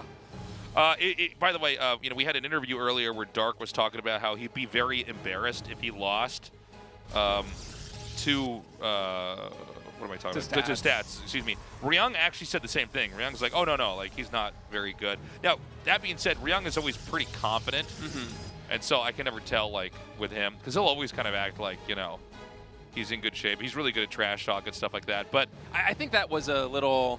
I don't know. I feel like that was too real to be trash talk, you know? I mean, the fact of the matter is that Stats, he's only been playing for a couple of months at most now. Yeah. Since coming back to StarCraft 2. And, you know, the fact that he even qualified here for GSL round of 16 is pretty amazing. He had to beat Creator, I think, twice, and Scarlet as well. So won a PVZ and I believe 2 PvPs if I'm not mistaken. I think he lost to a Terran in his bracket. So, you know, he's showing that he's still one of the best players in the world. The question is, how long is it going to be before he can actually regain the form and be, you know, the player that we know he can be and that he was for a very long time in StarCraft 2's history? Yeah. So yeah, that's the question we're all asking ourselves here. Now, PVT as a matchup, it's actually been a lot of fun to kind of watch it develop. It does seem to be at times a very punishing matchup for either race. Yeah. And one of the things I like about this matchup, and I'm not even trying to be funny here, but is that there's no Zerg creep. You know, I think that that's the one thing about StarCraft 2 is the years have passed that I'm not that fond of.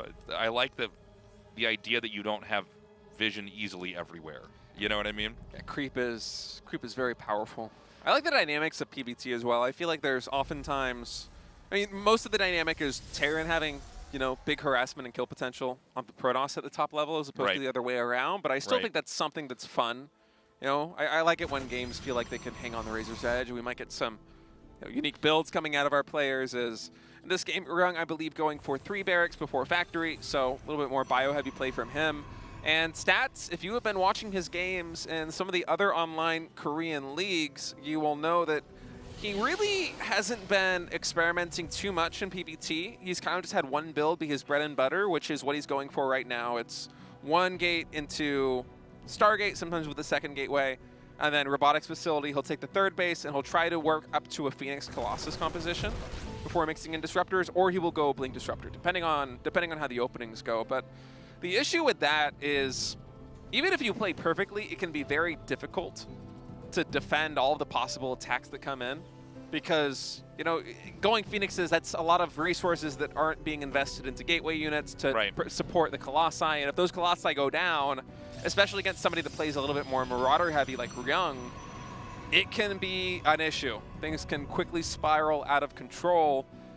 And, I mean, so anybody on their best day might be having a hard time against, you know, some of the best players in the world to execute this build. And Stats trying to do something that's as dangerous as this, coming back from military service just 2 months prior, is, you know, it's confident, but it's difficult to make work. And oftentimes you'll see Stats, you know, if he's able to navigate past 7 minutes 30 or 8 minutes in the game without taking big damage, he's in a great spot. He's in his comfort zone, he's macroing, he's feeling powerful. But it's usually that time where things go awry. So I like the idea of keeping the Phoenixes back to catch drops and then scouting when they don't come. This is like a beautiful timing. This is set up to just kill the 3rd immediately. This might be Ryung being a little too familiar with Stats' game I was going to plans. say, it seems like he's like, I know exactly what you're trying to do. This is like the hard counter almost, it feels like, to Phoenix play. And the thing is, you know, he gets in there basically free. Ooh, even Stimson comes up the ramp. Both sentries go down. The shield battery's going to get focused down. The Immortal also falling here. That was so sick. As in one moment, Stat just gets the rug swept up from under him, looked away for a brief second, and that's going to be Ryung taking game number 1. I mean, my goodness. He just knew when the Phoenixes came in, he's like, you're not looking at your natural. Just like stimmed and ran in. He just went for it, man. And that was some beautiful, hilarious. decisive play from Ryung. We didn't really get to see. That was so funny. We didn't get to see too much more of Stats' game plan. You know, but like Stats went back to his natural and was just like, oh! Yeah. Wow. Okay. Like, you have to play perfect with this army composition. There are so many kind of wrenches that Terran can throw at the machine that is your macro play as Protoss, and it's just difficult to do, especially, you know, with such a short amount of time to practice for something like the GSL Code S. So he seemed to know exactly what to do. Like, that came out exactly when the 3rd Nexus starts, which is like, boom, it's gone. When he scanned, first of all, he should not have been able to get inside of the natural. If the Protoss is ready, they could stasis that. Yeah, they had sentries chop too. you up. Yeah. So Sentry should have been able to force field, but Ryung just knew. He just knew. You know, a win is a win, man. We're gonna go to game 2, and I do feel like Stats. It's awkward, man. It's like his underpants are over his normal pants. You know what I mean? It's like one of those dreams where like you're completely naked and you're surrounded by people in public, and I you're feel like he's in one of those dreams. Where's my underwear? He's naked and he's failing a test right now. Is what it feels like. Like Ryung knows exactly what he's doing. So we're gonna have to see something better. I am scared for Stats. I was hoping to see him move on, but right now this is just a game of survival. Good luck, because right now Ryung has a 1-0 lead.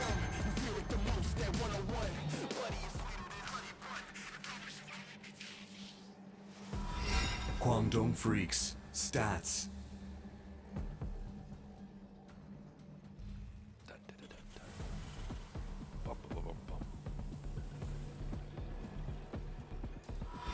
On-site gaming. Ryung.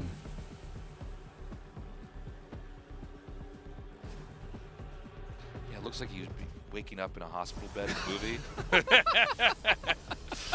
Yeah. Coming out from under the anesthesia. Yeah. And they go, "You've been in a coma for 3 months." Like, I went through one of those experiences recently. I had a very minor operation, but they had to put me under general anesthesia. And oh yeah. I woke up during the in a coma. No. It's like, yeah, I actually just awoke from a coma. Yeah. I hibernate in between GSL seasons now. That's right. But I woke up during the operation. It was a terrifying moment. It was really painful. I had it Not once. like that. I remember I have a friend of mine who's actually was a nurse, and he was telling me a lot of times people wake up from anesthesia and attack the doctor. I basically people did that. basically wake up and get confused. I and so they basically get to did be that. ready. Yeah, I remember I had this tube down my throat, and I went and I tried pulling out the tube, and then the nurse tried to force my arm back, and I tried to overpower the nurse. You and Mortal Kombat uppercutted her. And then well, you're not in the right state no, of mind during that kind of thing. yeah. Yeah, I'm not like throwing punches or anything, but you woke up from a coma. You're like, "Is Stormgate out yet?" And they're like, "Not yet." Put me back under. in. Let me know when that game's out. So, yeah, man. I mean, we've got a game where both players are fast expanding. Yeah, same. I don't know if it's identical builds because I didn't see exactly what Ryung went for in the opening last time, but it's more or less the same. Just, both players going for 1 Rax FE, 1 Gate FE. We have a little Reaper wall in here on Stats' side, and I wouldn't be surprised to see him throw down a Stargate after the Stalker. If not, I'm expecting...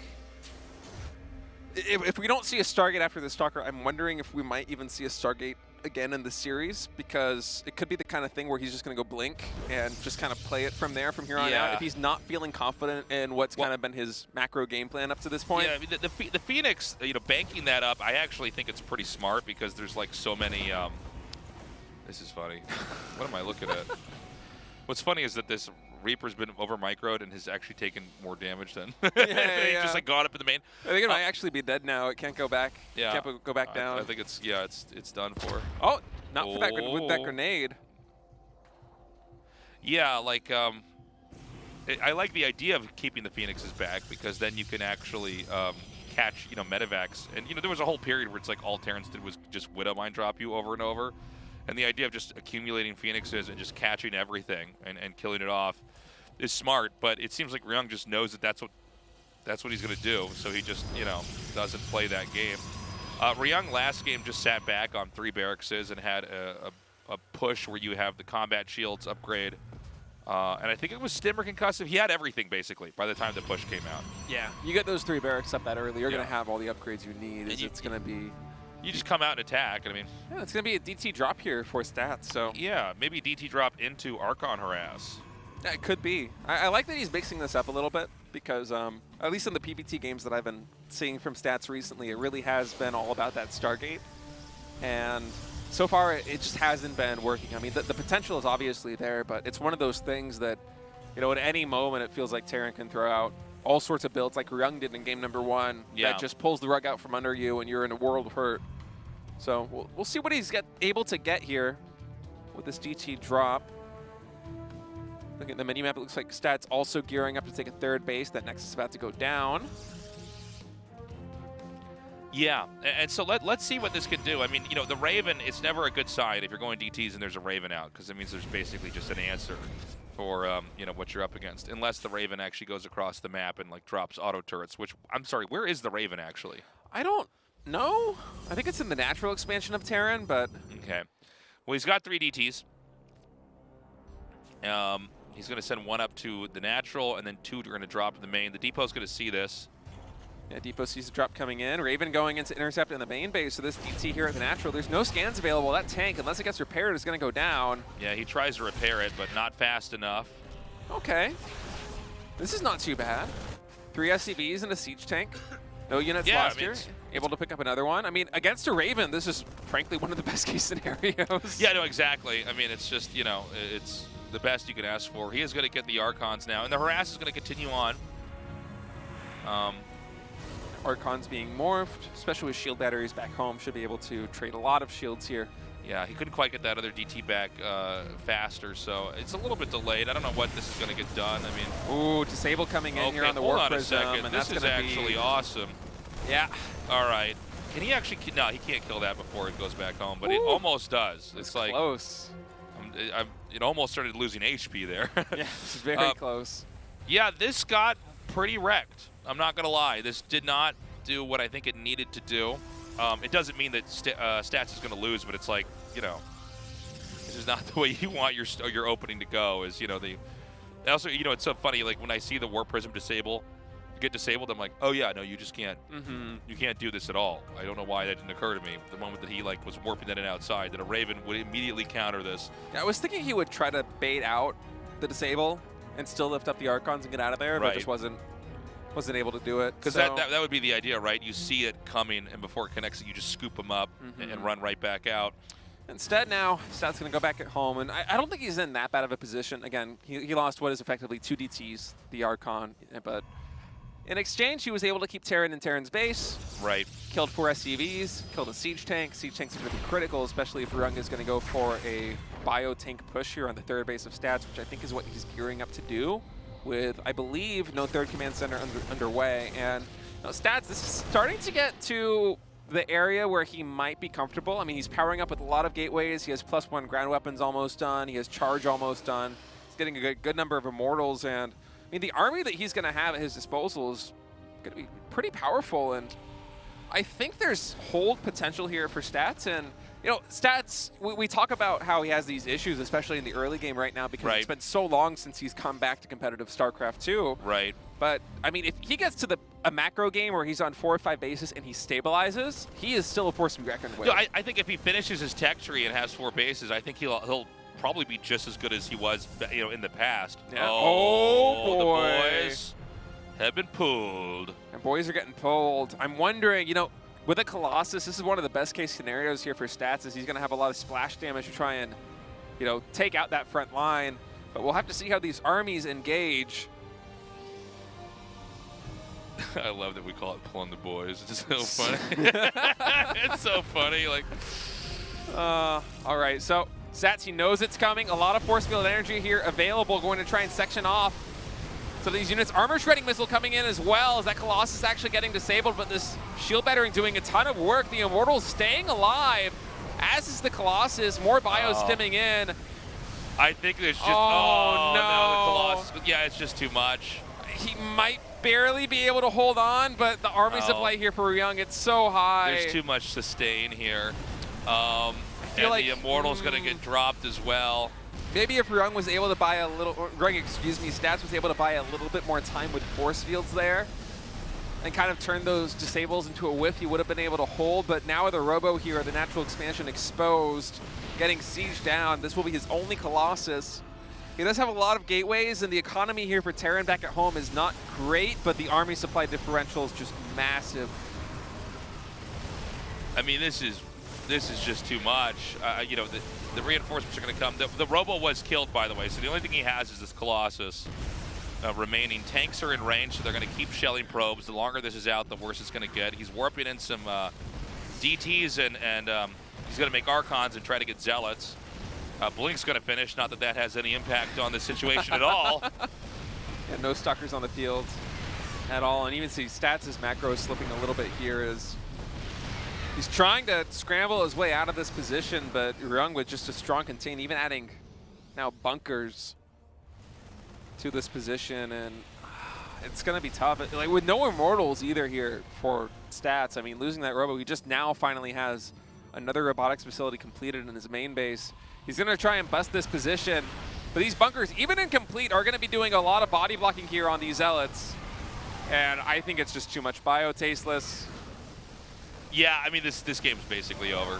I think that Stats has put up a pretty good fight. I mean, we're kind of seeing why Stats is known for, you know, being great at, you know, lasting and staying in the game, right? I mean, he's very good at kind of holding everything off historically and getting into a macro game, but like it seems like Ryung might just have too much. That being said, there are very many SCVs in this game, so like, you know, maybe Stats can like kind of run the clock. That's funny. There's like nothing to protect that. So maybe in a world where like this base isn't eventually killed off, yeah, perhaps he has a shot. The thing is, this is like, you know, with bunkers, there's tanks that are slowly going to be in reach of the Nexus. I imagine there's a third Colossus being made. I would almost like to see Immortals coming out of this. The Warp Prism, but we'll see. I mean, Stats, he maybe has a chance if he gets one of the best engagements here today, but it just feels like an uphill battle. He's not actually making out of the Robo, which goes to show you how kind of strained everything is. He's going to try and bust this right now, I think. He's just focused on I think he might actually probes. do it. Yeah. All right, here comes Stat trying to break this position. Those siege tanks still alive, focus firing down the Stalkers. Archon's also getting cleaned up there. The siege tanks finally do fall, but so does most of the Protoss army. There's only 2 Colossi left standing. The bunker's doing some work here too. Yeah, I mean, it's 2 Colossi against almost pure Marines, so Stats is still staying alive, but I feel like we might be ending the end here, or reaching the end here. We're excuse ending the me. end. Ending is what the we're end. doing. I like the 1 DT going out too. He's smart. Yeah. Send that DT out, see if he can kill off the few SCVs that are left here. You're going for the siege tank too. I like these plays coming out of Stats, and also if he can stutter step here with these Colossi, especially if he can get another shield battery back here. But the thing is, there's nothing to protect the Warp Prism from the. Oh no, hold on, there's Stalkers here. Like 3 Stalkers total. Yeah. I mean, the defense here is so bare bones for Stats. He's just barely hanging around, and I think the natural expansion even for Stats is like 8. Yeah, it's maximum 8 probes is sufficient mining there. So soon going to be out of resources entirely. I feel like he should have just gone for the SCVs and not try to kill that Marauder, but maybe I'm wrong. What do I know? It's just, you know, there's not a lot of workers in the game. I mean, that's the one thing that might work is like it seems like Terran always has like a little bit more, but the oh no, he lost the Vikings. Let's see Vikings. Oh, is he gonna get the next one? He really wanted it. Yeah, this is what you want to do: is DT snipe all the SCVs. Is there a world that Stats actually holds this? I'm starting to think that Stats actually holds this, but we got to watch this next attack because the Liberators are up. The one thing that Ryung is not doing is he needs to get a tank that's in range of the Nexus because that'll force something to happen.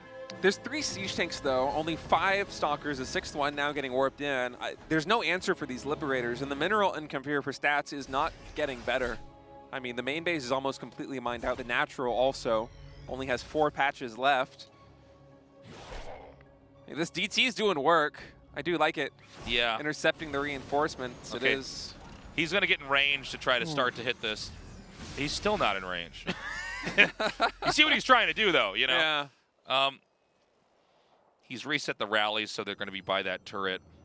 I wouldn't mind Stats, like, using that Warp Prism to try to go around and set up a flank here, maybe warp in either at the base to the south or the right. Immortals are pretty sick.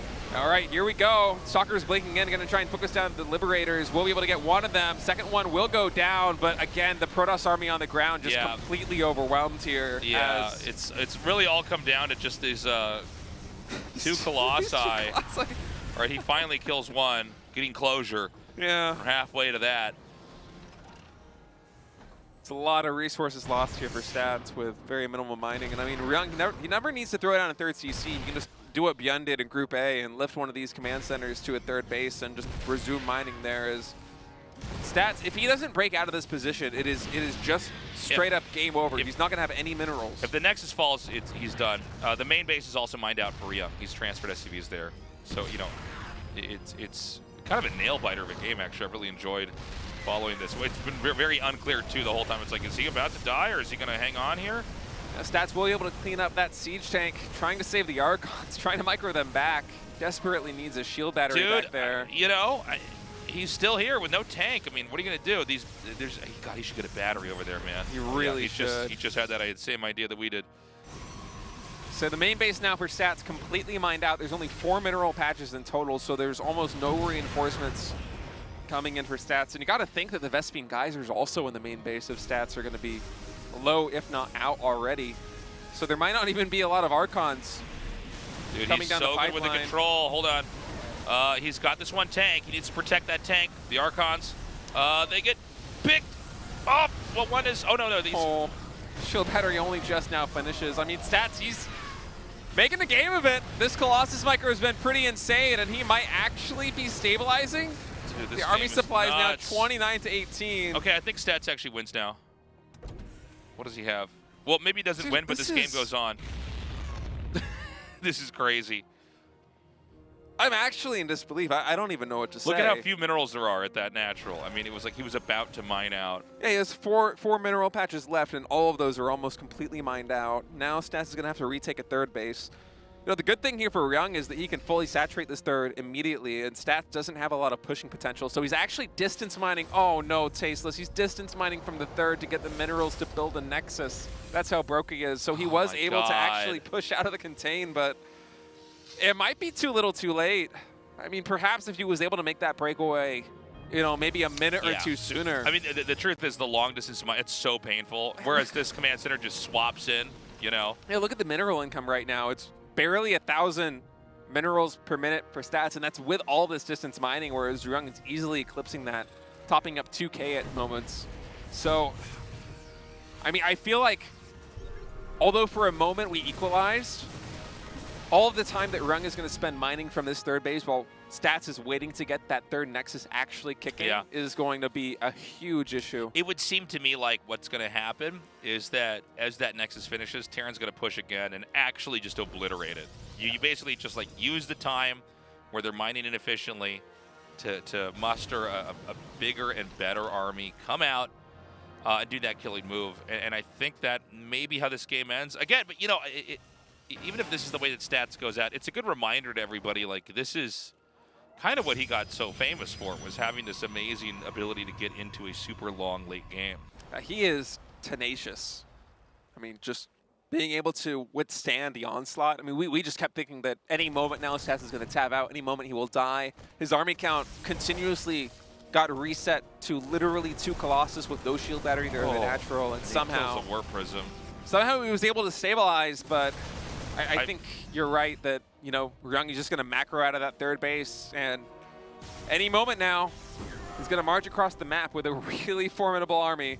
Yeah, and, you know, it's, I don't know if Ryung has registered this idea yet, but, yeah, I think now would be a good time to push. And also, excuse me, I got to point out, like, I don't know why he set the Warp Prism in at that time.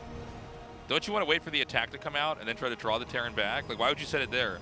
He's just going to move his army up into his main and kill it, right? And that's exactly what happened. It's like, all right. It is also, timing. You could use that Warp Prism to juggle the Colossus, kind of like the only reason why you're in this game is that happened. Anyways.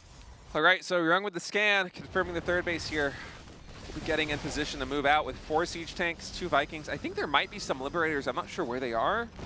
Perhaps coming in to reinforce, and also Ghosts are in the pipeline here for Terran, so Stats is going to need another miracle to hold on here. There is a shield battery at that third base, so he has a little bit of wiggle room with Micro, but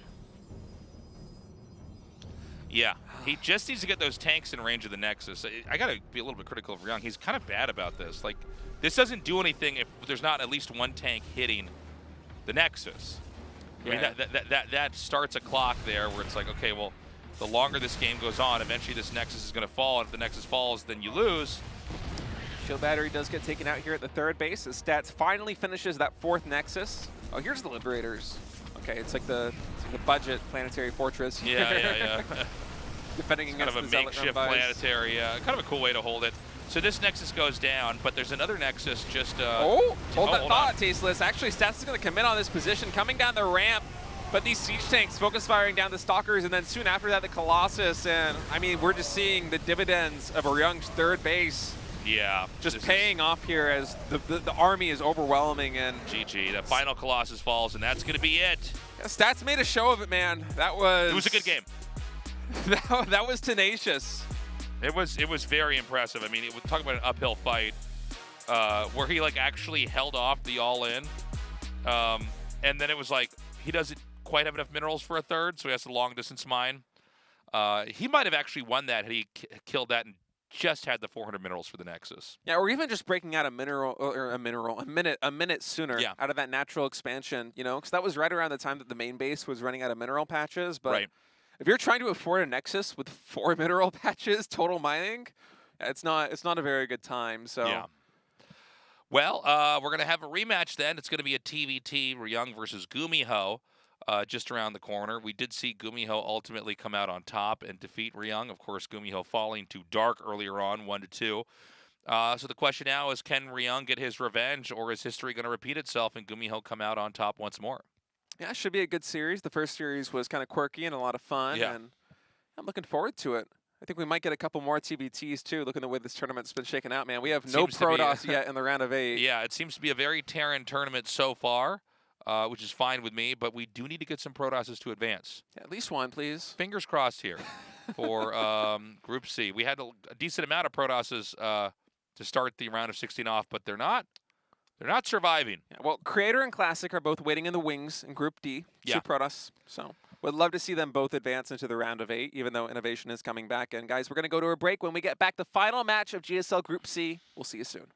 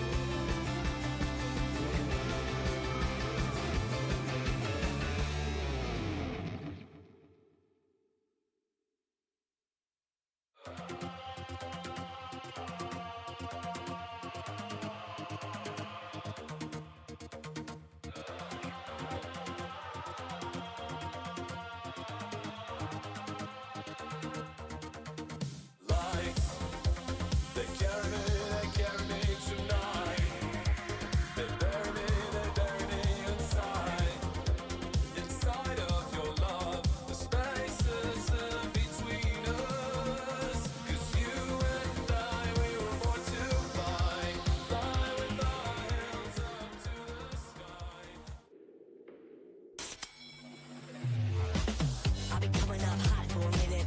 Everybody know the drop when I'm in it. Everybody know the drop when I'm in it. I've been coming up hot for a minute. 참해봐 새로운 걸 참해봐 짜릿한 걸 참할수록 더 새로운 날이 보여 시작해 짜릿하게 참해봐 시작해 색다르게 참해봐 매일 참해봐 새로운 날을 시작은 새로 짜릿함을 탐해 매일 새로움을 탐해 너도 탐세봐 탐세로 드디어 카운트다운을 시작합니다. 4, 3, 2, 1.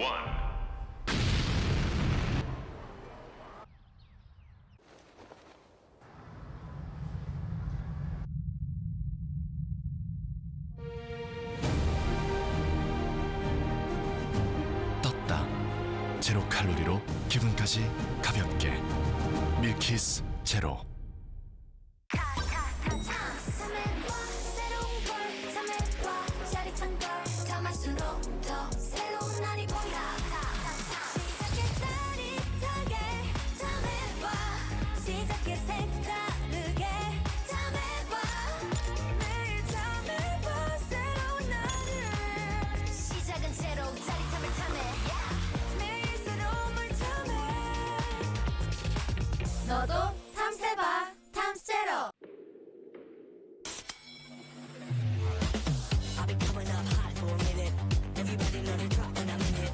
Everybody know the drop when I'm in it. I've been coming up hot for a minute. Today's matchup. Dark. Stats. Ryung. GuMiho.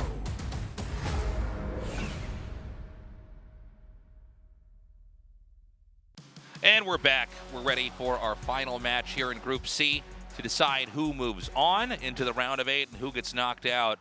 We'll have to wait for them in Season 2 if they even make it back. Yeah, GuMiho versus Ryung here. Going to be the final match of the day. As Dark with 2-2-1s that made him, in his interview, as he said, very upset. Will be the first player to advance from Group C into that round of 8. Stats unfortunately eliminated. You know, showed some promise though, especially in that last game that he played. I mean, holding on with 2 Colossus against the force that was coming at him was... It was insane. It was pretty really, wild. really impressive. Like, you know, it's sometimes we have these games where like the loser, I'm almost like, you know, singing more praise about, and I feel like this is going to be one of them. Like the fact that he lasted for that long with just a Warp Prism and 2 Colossi and whatever else he could afford, whatever else he could concoct and come up with to try to fight back. But in the end, Ryung takes it. So this next matchup is going to be a TVT. It is the rematch of what we saw earlier, just today here with Ryung and GuMiho. This should be a fun one. GuMiho did come out on top. He did have a very bad game in Game 2 in the best of 3, but I think overall GuMiho is just seeming to be, I don't know, kind of bigger, better, faster, stronger in the matchup. He does feel a little bit more solid here in TVT, with the exception of that kind of odd game number 2. Yeah. And especially in the early game, it feels like GuMiho has a pretty good read on what he can actually get away with in terms of positioning and kind of pouncing on positions like we saw in game number 1 with that soft contain that basically just sealed the fate there for Ryung. But, you know, it's the final match. Anybody can win. Let's go to ESL Gresman to see who's going to be the final player to advance from Group C.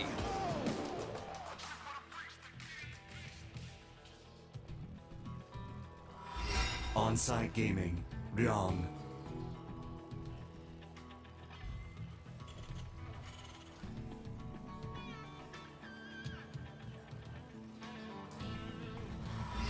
GuMiho. All right, still in his purple city. Playing from on top of a building. So let's see how Ryung plays this time around. It did just seem like GuMiho had a better handle on the matchup, a little bit more active, a little bit, especially in the last game, just able to kind of outgrow him. We did have a lot of little pushes on 2 bases, though. So it should be a fun early game here to watch these 2 guys duke it out and see what they're going to do. We've got 1 gas B in mind right now for GuMiho, where Ryung is now taking 2.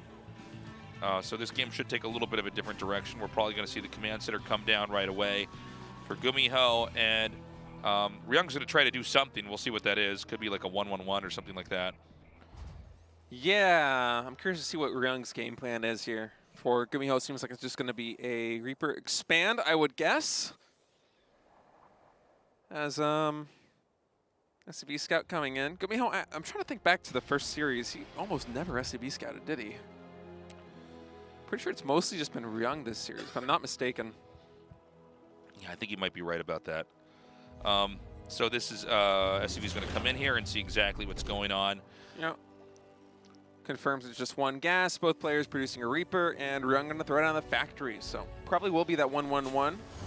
We were talking about GuMiho going to be doing the same thing, but with a faster command center, so he'll be throwing out that 2nd gas now. Yeah, and so this means that it will be GuMiho on the receiving end of something. We're going to see exactly what that strategy is. There's actually a lot of different things you can do in TVT early on, so I try to not call it too early because, you know, you never really know what they're going to be coming up with here. Looks like this first SCV is going to come over here and get scouted. The Reaper is going to be able to kind of, I guess, escort it across. And so now we've got that command center starting a little bit later here for Ryung, but I kind of like GuMiho's position better because I don't really feel like he's going to take too much damage or have to deal with too much right now. I mean, it's a reactor making in a Hellion. Then there's no starport made, so it's not a 1-1-1 yet. It's just a 2 builds where they're going to expand, but one just seems to kind of activate much quicker than the other. Yeah, I'm liking GuMiho's position a little bit more too. We'll see if Ryung is able to get anything done, though, with 2 Reapers and a Hellion. GuMiho waiting for those first few units to pop out of that barracks.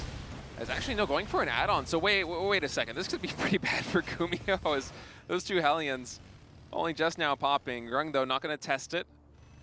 It's going to fall back. Yeah, and we're in a situation where it looks like GuMiho wants to try to take the initiative. He is going to be getting Hellions in pairs. Ryung is actually the first to get the Cyclone. That's about halfway done. I was a little worried there for a moment that Ryung might be able to pick off 1 or 2 SCVs with those Reapers before the Hellions got out, but I guess not knowing exactly what their timing is. Well, that could be like the worst case scenario, right, is you lose like the SCV that's making the command center and then like, you know, they're just outside your base doing damage, just delaying stuff. But it seems like we should have a setup pretty soon here for GuMiho to try to push out. I think he wants to wait for that Raven. It's pretty common to basically get that Raven out and then like see if you can't run up and just disable some stuff and maybe take a explosive fight right at the start. Yeah, it's such a versus whole unit, especially with the armor shredding and these early engagements being so impactful, and the reduced cost and auto turrets. I mean, just so well rounded, especially in TVT. So we have a 3rd command center now coming in for Ryung. So the Hellions are going to be moving out. Let's see exactly what he has back at home. I mean, the 6 Hellions is actually quite a bit, and the Reapers are certainly not going to last that long. Yeah, they're going to get 1 shot. So he's going to come up here, and he already is going to be able to take out both the Hellions, the Reapers, pretty much everything. Zones is back out, and I think we're going to have auto turrets chucked up here into the... Oh, I'm sorry, I didn't see it for a second. Yeah, it is up in the main. I thought maybe he faked him out. I was like, that's weird. No, auto turret gets dropped there in the main base, picking up 2 SCVs. As GuMiho continues the pressure right now, attacking the Cyclone quite a bit, but instead just be picking off even more Marines. Yeah. As Ryung suffering a lot of losses here. GuMiho retaining most of his Hellions, and oh my goodness, those SCVs weren't mining this entire time. It seems like he's just kind of faster than him. Yeah, it does feel that way, at least in this game. I mean, those SCVs, unless there was a 2nd turret. I think that is the 2nd turret, so... Yeah, Ryung, you're losing a lot of mining time right now. No, that Raven still has 60 energy now. Did come out and actually use that. Yeah, look, he killed the 9 SCVs. That's actually a lot. It's a lot for of 2 SCVs. bases. I mean, that was basically a success. You don't normally see interactions like that go that well, so that, it's very exciting. And keep in mind that GuMiho also had the faster expansion, so there's already a little bit of an economic lead for him. So to compound that now with this harassment, he's in a very good position. Couple that with a low ground 3rd CC to the high ground CC of Ryung, and I'm really liking GuMiho's spot here. Now adding in 2 more engineering bays, adding in some more barracks as well, getting his Vikings, just filling out his tech tree. Looking solid. Man, Ryung still hasn't really recovered. He is, to this point, he still has no Marines. Yeah, and you know, this, I don't want to try to call this too soon, but it almost looks like there's a setup where you might just be able to get in there and kill him. Like, GuMiho's also expanding again. Gosh, that little engage just went so well. 2 Ravens here. Oh, there's potential for some disables. Oh, that's, you gotta Cyclone find too. that annoying. He just disables that, and the kind of little tit for tat that is TVT early on. This Raven's gonna swoop in once more and cause, you know, more interruptions here with this auto turret coming down here. Picks off another 2 SCVs. And, you know, it's these little paper cuts that are slowly piling up that, you know, truly are gonna start to, you know, pull down the entire situation here for Ryung. I mean, we still have a 10-worker lead. We have more barracks finishing over here. We have the 3rd command center landed. Obviously, for GuMiho, Ryung has done that as well, but I'm just worried that another attack could come in here and this could be a problem. A lot of auto turrets getting thrown down. Ryung lucky to save at least one of those Ravens. It's funny, too, because Stim is only just now finishing for GuMiho, which I thought finished like minutes ago. But I guess, Ryung's yeah. just now starting his. Yeah. So. This does seem to be like a kind of popular style, though, is to basically get Stim pretty late and like try to get all these other more technical units and have better interactions with that. Dang. And yeah, I mean, he's just, he looks really good. Yeah, this is GuMiho's style, man. He's so comfortable just rapidly expanding, almost like a Zerg across the map here with Terran. Well, he's just doing more things at once, it really feels like. And then, The pressure just hasn't stopped. I mean, it is really a death by 1,000 slices, it feels like. Yeah, all I mean, these cuts coming in. You know, over time, and then, you know, he's going to move up again. He'll be able to block if there would be a 4th base over here. It seems like Ryung is ready to try to stop a drop, which, funnily enough, is going to get spotted by these Vikings. So this is like just another moment. Like, now he's going to have the air superiority. Yeah, this is crazy. So, I mean, it's like, it's actually nuts, like how well he's playing. Yeah, basically everything that could have gone GuMiho's way has gone GuMiho's way this game. He's even going to get the siege tank here. The siege up on this CC with Ryung on the opposite side. So using the air superiority, yeah, I mean, force Ryung away. I just don't know what else to say. I mean, this is going to be a 4 base versus 2 base soon. Once that 4th base finishes, he's going to relocate the command center down, but, like, you know, I don't think that GuMiho's going to have any problems with that. GuMiho, by the way, I just looked down at the supply. It's like 50 supply ahead. Yeah, he's just been killing it this game. I mean, this is just an insane game. I mean, he is dominating so hard. Yeah, it's like the first series between these two is a warm-up, and now GuMiho is just fully operational. Yeah. I mean, just playing so well right now. This position continuing to be sieged. And I see that Raven on the minimap coming back into the 3rd base now for Ryung. Going to drop some more auto turrets, even more SCVs going down. Even almost got that Cyclone, so close. Okay, so this is where I think it's going to be the straw that breaks the camel's back. Like, this is going to be a big drop in here. Keep in mind the E-bays are over here on the side. So, like, if you kill that now... All right, never mind. Yep. No more casting. GG. Yeah. Don't even have to finish that thought. Like, that's going to be that. Yeah, at the end there, I think it was GuMiho at 170 supply to something like 100 for Ryung. GuMiho had 1-1 upgrades on his Marines, so much faster, and it really just felt like he got the better end of every single trade. His build, it felt like it was more solid as well. He had the faster CC. It was still able to put on the pressure on his opponent, and yeah, GuMiho just with a really clean win there. But as we saw in the first series, I mean, Ryung, he's good at TVT, so I think this is just, you know, one of those domino effect things where you lose momentum, and GuMiho's a good enough player, and he's so active on the map that he's not going to slow the roll at all. He's very good at looking at these different sets of units and kind of figuring out, like, okay, I'll do this, I'll hit this and this and this, and then it just starts to snowball. I mean, it looks kind of simple, right? Like, and a Raven swoops in and throws down an auto turret. So then you have your whole main base not mining. They have to pull that.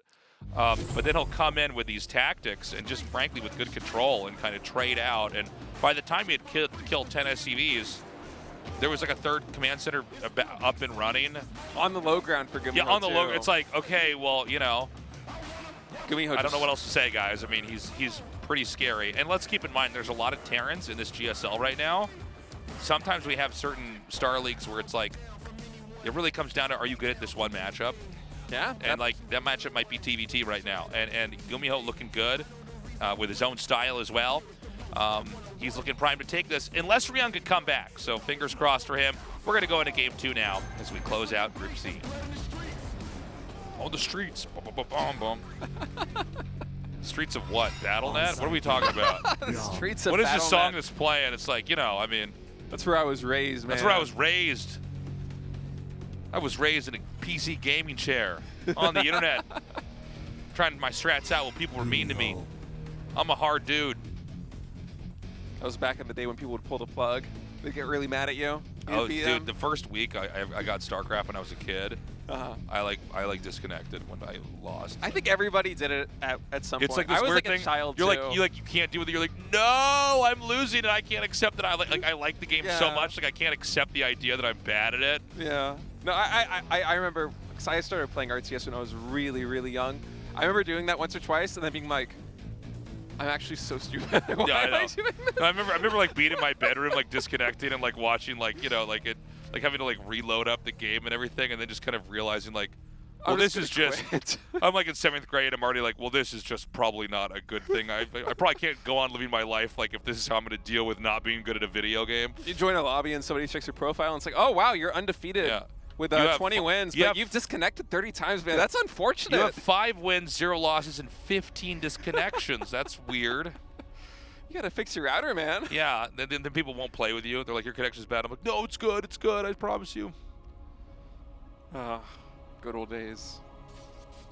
I used to have this problem. I don't know if you ever had this or experienced it. I guess you might not have been in a position because like you started with like StarCraft 2 ladder, but in the old StarCraft 1 days, they used to have these like websites where you would register and it was like a ladder there that you could compete on, right? Oh. And so you would like, you'd be on normal battle, you get in a game, you had to like download some client attached on there. But you could also reset your ladder account. Oh, could you? So I would have this thing like, I was like pretty good, but like I would go like 40 and like 4 to 40 wins, 4 losses, right? But eventually, as you get high enough up in rank, you're like, you're going to start losing about 50% of the games. If you're at where you're supposed to be, it's supposed to be about 50-50. Unless you're literally one of the best in the world. Unless That's you're the so good, exception. yeah, exactly. Unless you're so good that you pretty much will always, beat everybody. So I would get to like 40 and 4, and then it would be like 45 and 8. And like I didn't like that. I didn't like the way that my record looked, so I would reset it. And I had like a couple years where I just like wouldn't want to deal with the fact that I had to get to like a certain height.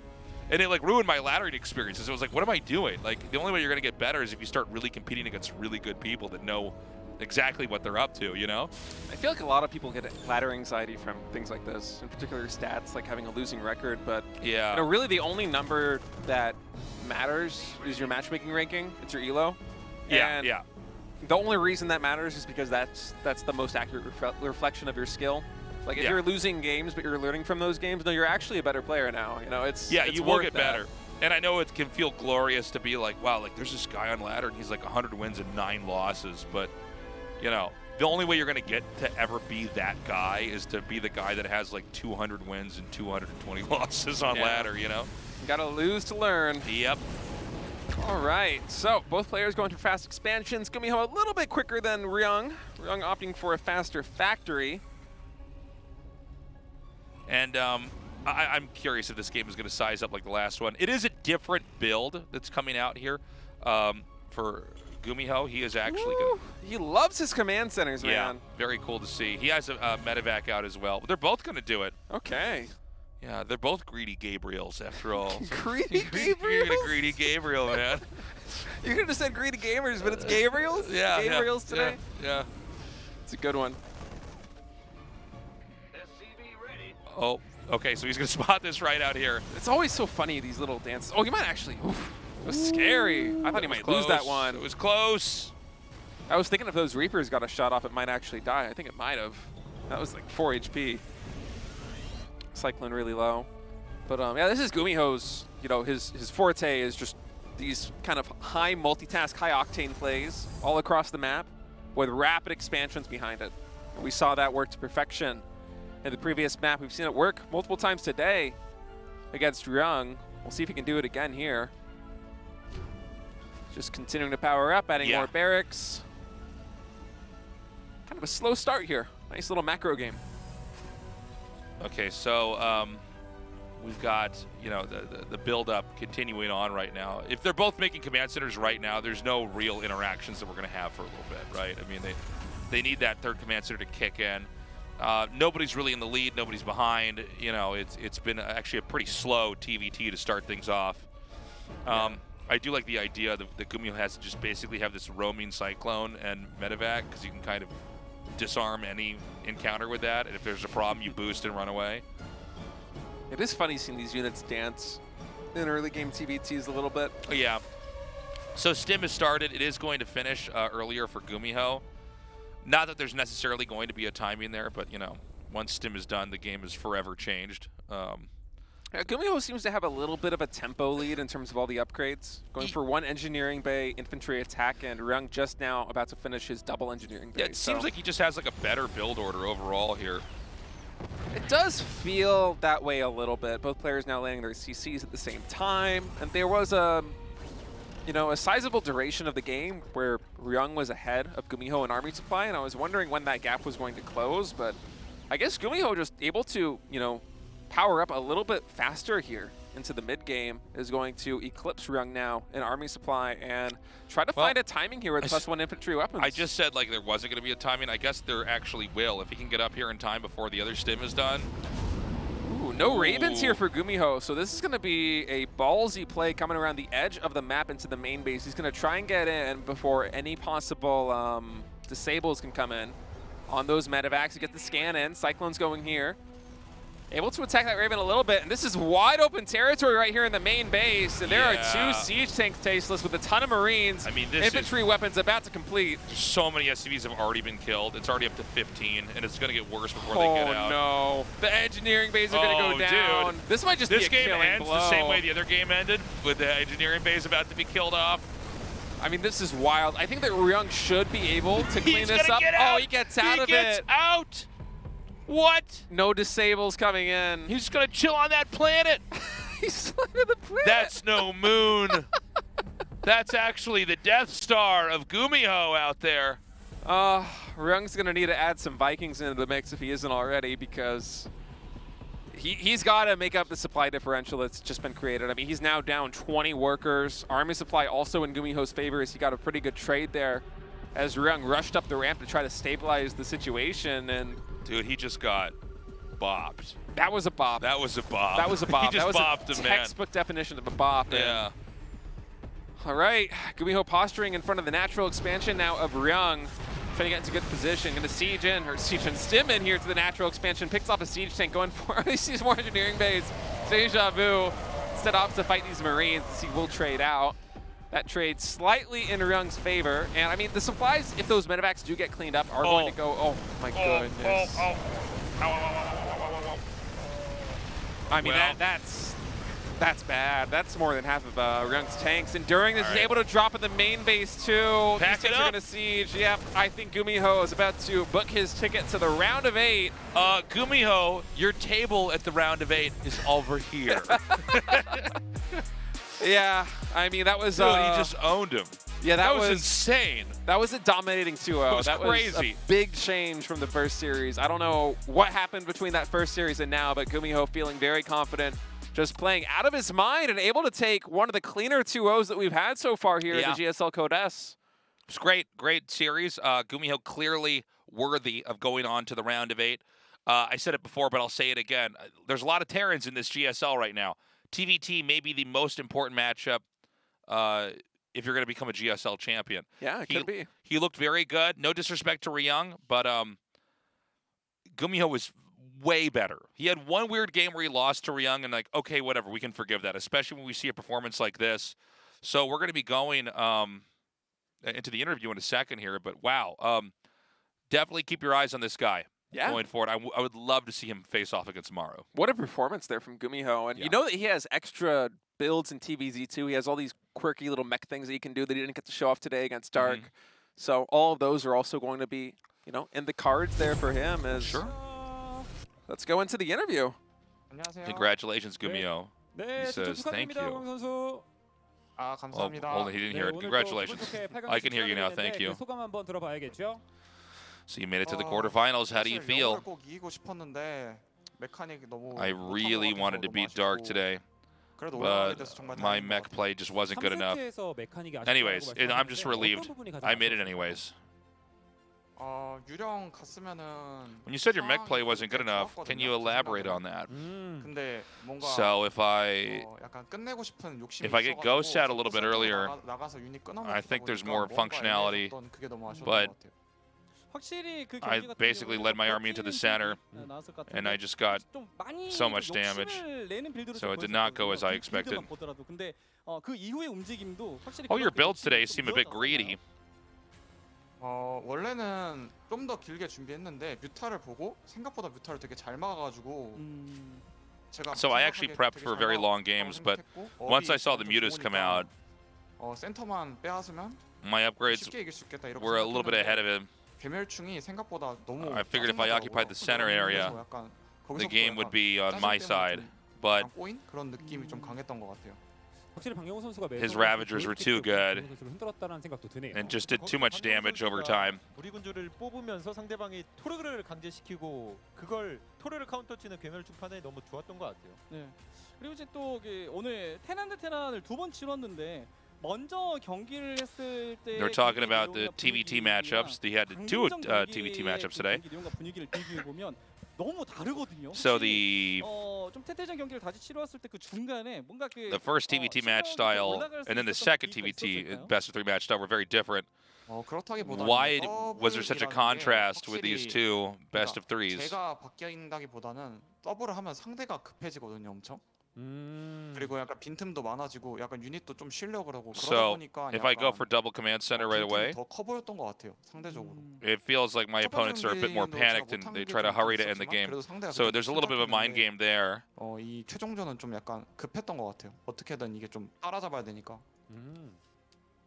그리고 개인적인 질문. It feels like the first TVT. IM 카토비체도 그렇고 GSL도 그렇고 Um, 테란의 강세가 이어지잖아요. Ryung stayed very composed, 왜 이렇게 센지 and 모르겠거든요. he actually handled most of my build pretty well. But I guess I don't know. I think Ryung was not in the right mindset. I think he was playing too hastily, and so it kind of played into my hands. 뭐가 있는 건지 좀 알고 싶어요. So not only here, but actually in Katowice, 때문에 그거는 잘 모르겠. the Terrans are just looking very strong in general right now in StarCraft 2. What are your thoughts on that? 이제 토스전 같은 경우에는 몇몇 선수들이 I don't really know. 운영 능력이나 이런 거 Personally, 보면은 I feel like I'm still learning. I feel like I'm still growing. 라는 생각이 들 정도로 잘하는 경우가 있긴 있는 것 And 같은데 저그전은 especially in the matchup TVP, there are so many players who can play a very formidable game.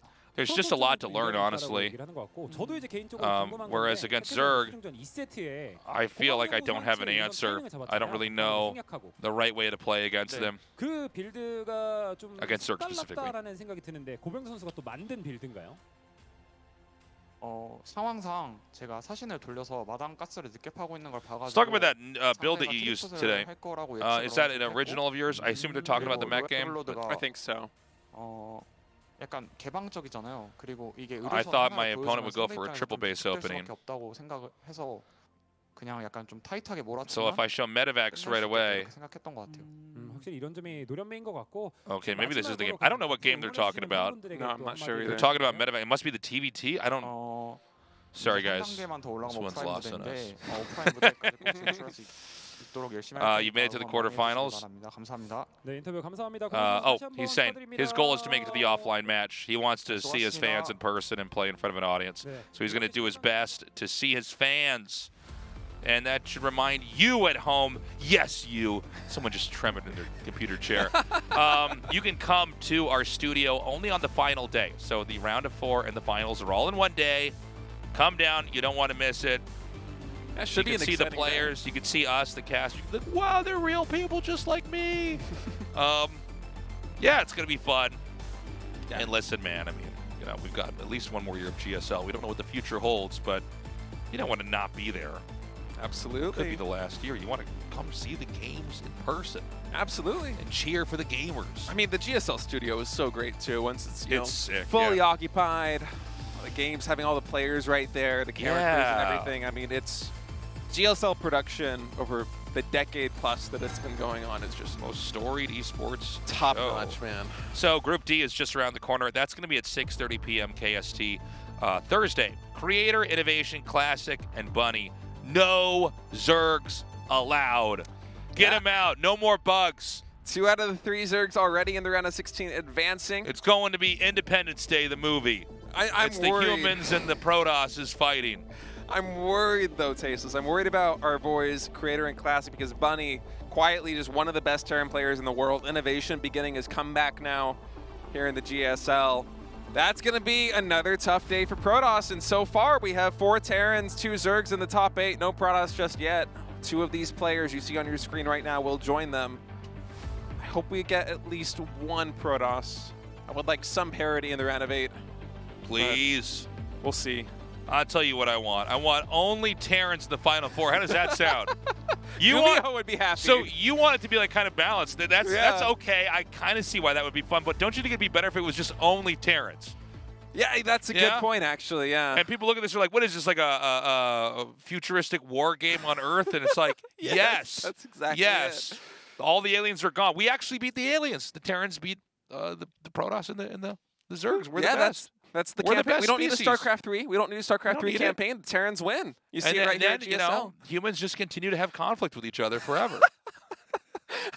We learned nothing from that. It's sad. We defeated both the alien species, and we're like, you know what? We still can't. We still went to war with each other. Damn. That's what I want. But you guys, I want all the races. Oh. Cool.